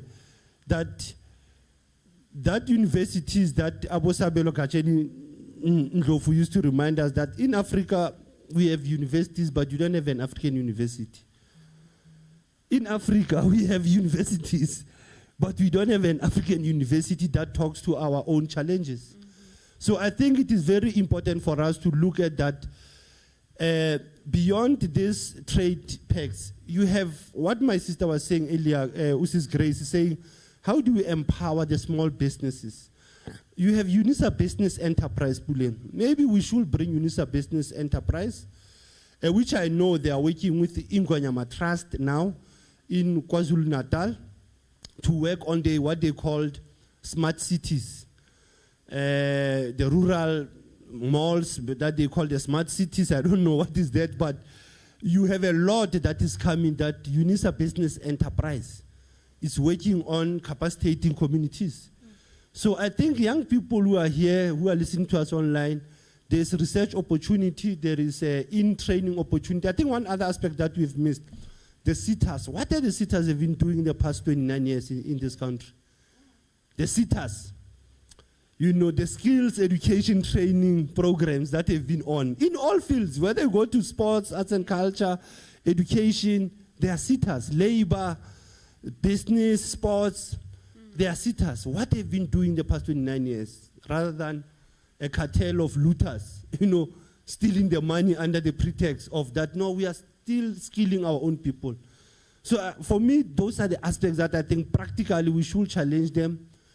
And we should try to bring a change, that we even bring DIRCO at some point here, Foreign Affairs, our Ministry of Foreign Affairs, to say, come and break down our interest in the global economic forums. Why are we there? Why do we have a Minister of International and Minister of Trade and Industry going there, Minister of Small Business, and we have a business delegation following them also? What are these people all doing? You know, is it a cabal of interest? Is it a cabal of community interest? We should be posing those issues. You know, for me, that will be my comment to say that the Africa Continental Free Trade, it is the game changer. It is going to interrupt the global economy if there is political and economic and cultural will from our African member states. Thank you. Thank you. I think these are mainly contributions for colleagues to reflect on, but maybe I should say one or two things. The first is I'm really emphasizing that it's important to not conflate institutions and their purposes. We could do that if we want to, but it should be intentional. If you're a politician, a good politician is one who stays in power. And they'll use any means to stay in power. That's a successful politician. So a government's job is to run a bureaucracy. A government cannot be a good politician. And good politicians cannot be government workers, you know. An activist is very good at advocating and convincing people to intervene in people's lives. A community worker is really good at working with communities. But when you give all of those to institutions, we have lots of fraudsters. That professors think they can do community work, they can do policy work, they can do corporate work. So we have this economy of fraudsters now because we have to survive. And it's very important that we don't think that because we are professors, we can do academic work. It's a lie. And if you take my students and you employ my students in government without training them to be bureaucrats, you've destroyed government. So that's why we have this confusion. And unless we sit and reflect on this, and we keep saying, no, we should do community work, it's true, but you don't have the pedagogy. You're a fraudster. You know, you're not different, you should go to jail. You know, so I think that really spending time to make the difference between what we want to do. We've inherited institutions which were created for a purpose. I don't have a problem with that purpose. But I respect the purpose. But what do we want to do with it. And I tell our professors, you must remember that the student that you're training is the person who is going to serve your mother tomorrow. So when you go out to the petrol station, you go to the office, it's the student you train. So if you don't train someone for society, who are you training that person for? But it requires us to reflect and to take ownership of it. And that's a thing about context that my elder was raising. And I think we also have to make the difference between a challenge and a problem. Once we turn it into a problem, it means that we become so disillusioned, you know. It's a challenge. I don't think it's a problem. I think we can find a way to resolve it if we take it as a challenge. And I think the job, at least that's for me, the purpose of a university is, like I said, to waste money. But to waste money by asking questions. So it's not really wasting money, but it is doing stuff that you really cannot resolve. And the university is a project for, you know, the university has language that's understood within that context. If you're doing policy work, you're doing language that's understood within that context. If you're doing activist work, you have language that's understood within that context. This idea that everyone is going to understand everything, you need knowledge brokers.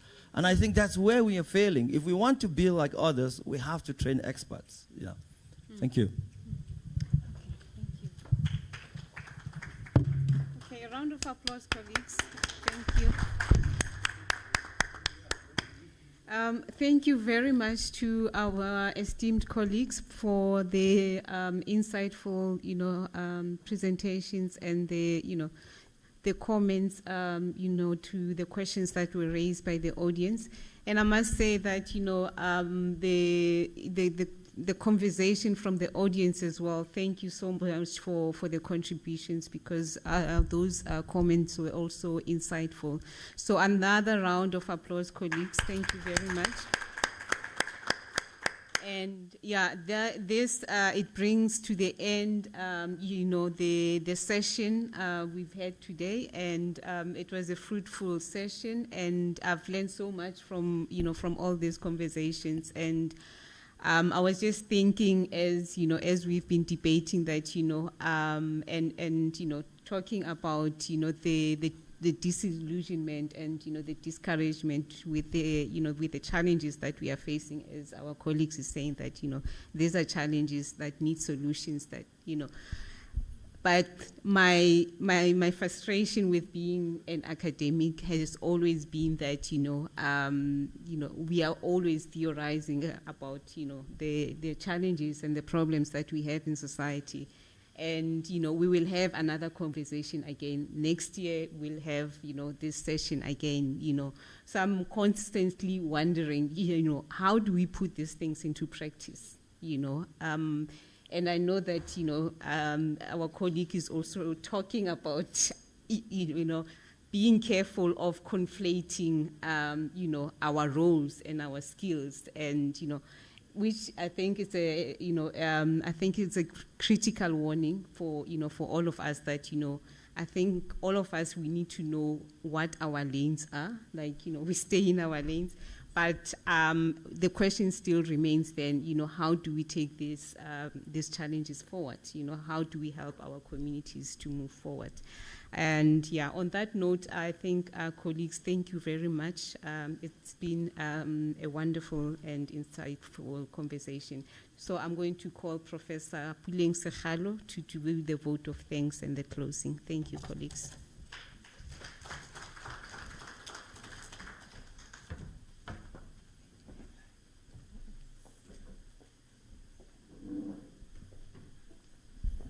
Sure.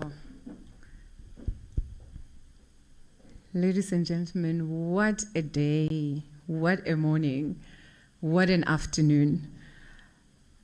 I think I'm still sitting with what Prof Fu was talking about, the role of the university and what are we here for, what is our role, what does engaged scholarship mean for a scholar within these institutions of higher learning. But when you have to tick boxes and you've got your performance agreements, you have to show how your work speaks to policy, you have to show how your work speaks to engaged scholarship and how many outputs from your engaged scholarship, those become challenges. And perhaps we need to have these critical conversations as institutions of higher learning and not just go with the flow in terms of the rankings and what those mean, in terms of commercialization and actually having separate portfolios in that regard.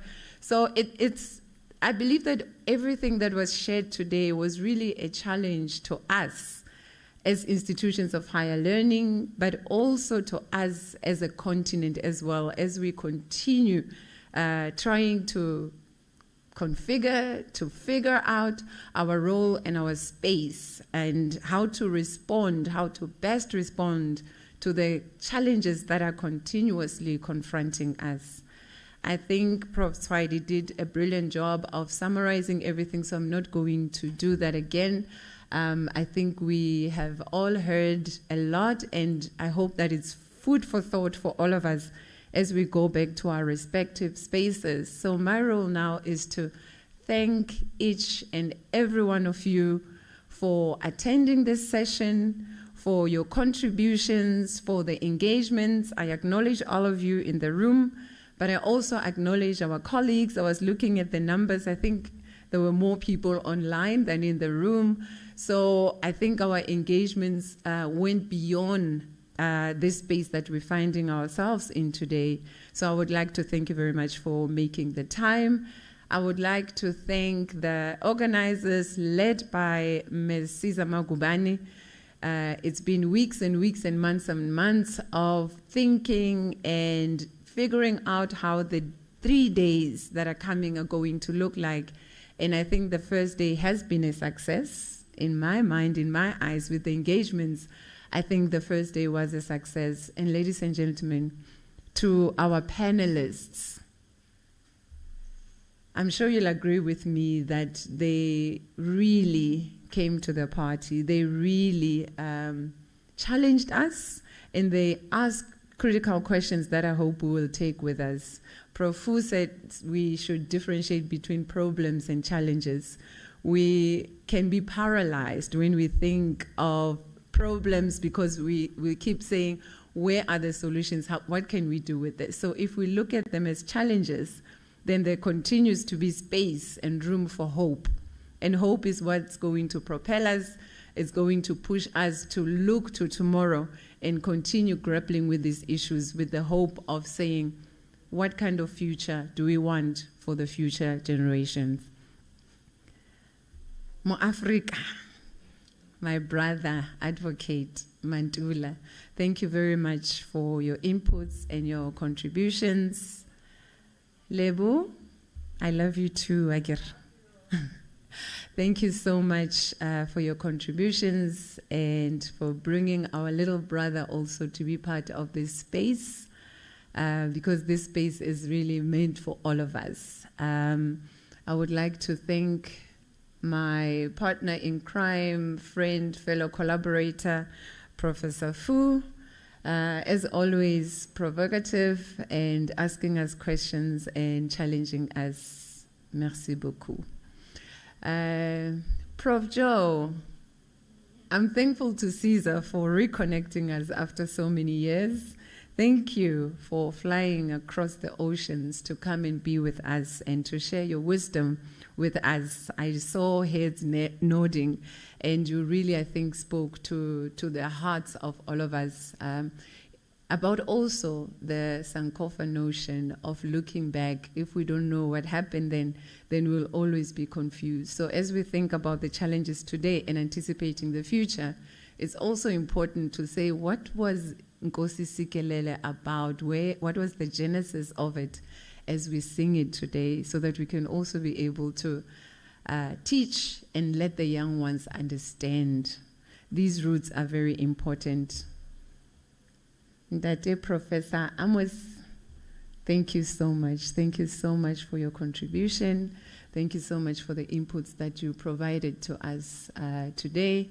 We've also journeyed together in other spaces, and I'm so grateful that all the colleagues were willing to come to this space and share the platform with us.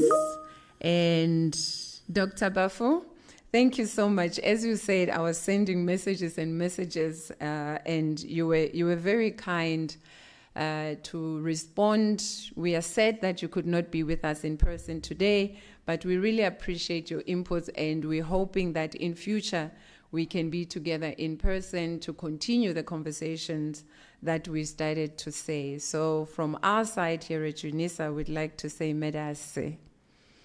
And now I would like to call Dr. Angie Makhavane to come and join me on stage, as we do in Africa at home. When you've got guests, your special guests, we would like to acknowledge each and every one of you. So I'm going to call our panelists. Prof Amos, if you can come through, please. We have small tokens of appreciation for all our speakers, because we really want to appreciate the effort and the time that you took to be with us and to share your knowledge with us. And of course, at Unisa, we like branding people. It's important to do so. We're celebrating 150 years. Dr. Angie, would you like to say something? Yes, please. Good afternoon, colleagues, and thank you from the Directorate side for coming to this provocative session, which leaves us with a lot of work to do, going back to our own spaces. I hope we are reflective and we think about the future.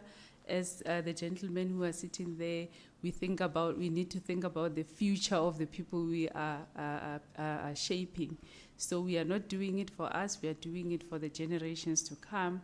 And thank you to our panelists for actually doing this in a true Tumamina style, raising your hands. Prof Joe coming all the way from Germany, from Ghana, and across the corners of South Africa. Thank you so much. This is what we call collaboration, and I hope it translates in our other spaces as well. And I'm not going to talk too much. A lot has been said by everyone and Prof here, and thank you, Prof, for leading all the organization for the 3-day festival. We are truly grateful as the Directorate, and thank you. Thank you very much. And now we'd like to call our speakers. Yes, Prof Sarombe, please. Do you have someone from the office to take pictures, or we don't have anybody? Please come through, Prof. Okay. Let me ask someone to do the pictures, just so For the we office. Oh, we have Dobeko here.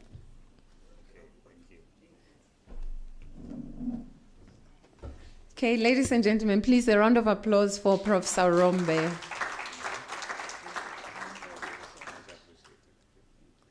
Thank you very much, Prof. And now I'd like to call Professor Divine Fu.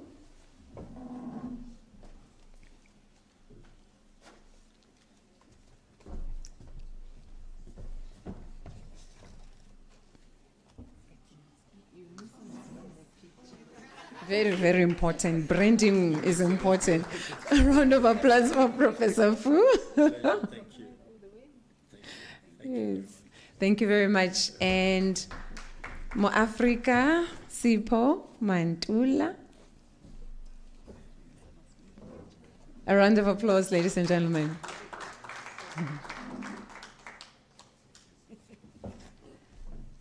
Ausilebo, Dr. Ramrumo.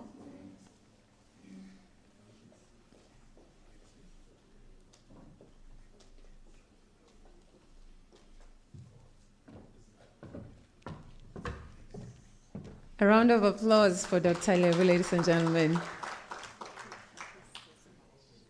Thank you so much. And Professor Joe.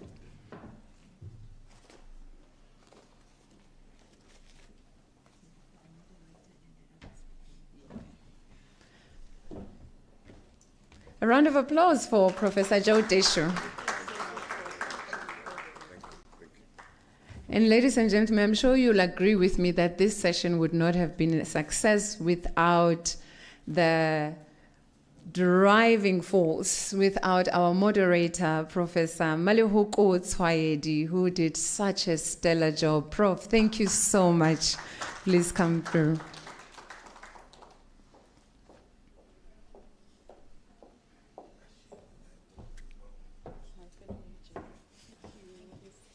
Thank you so much, Prof.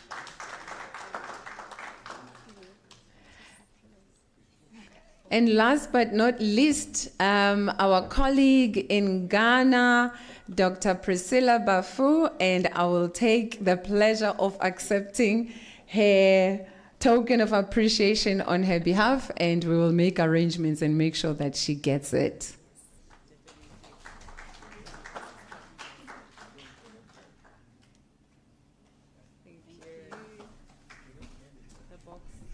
Thank you so much, ladies and gentlemen. Once again, thank you to everyone.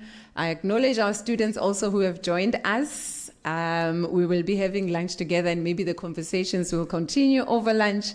I'd like to thank our IT colleagues, the audiovisual. They're always at the back. We often don't see them, but I see you and I acknowledge you. Thank you so much. The event would not be a success without all of you.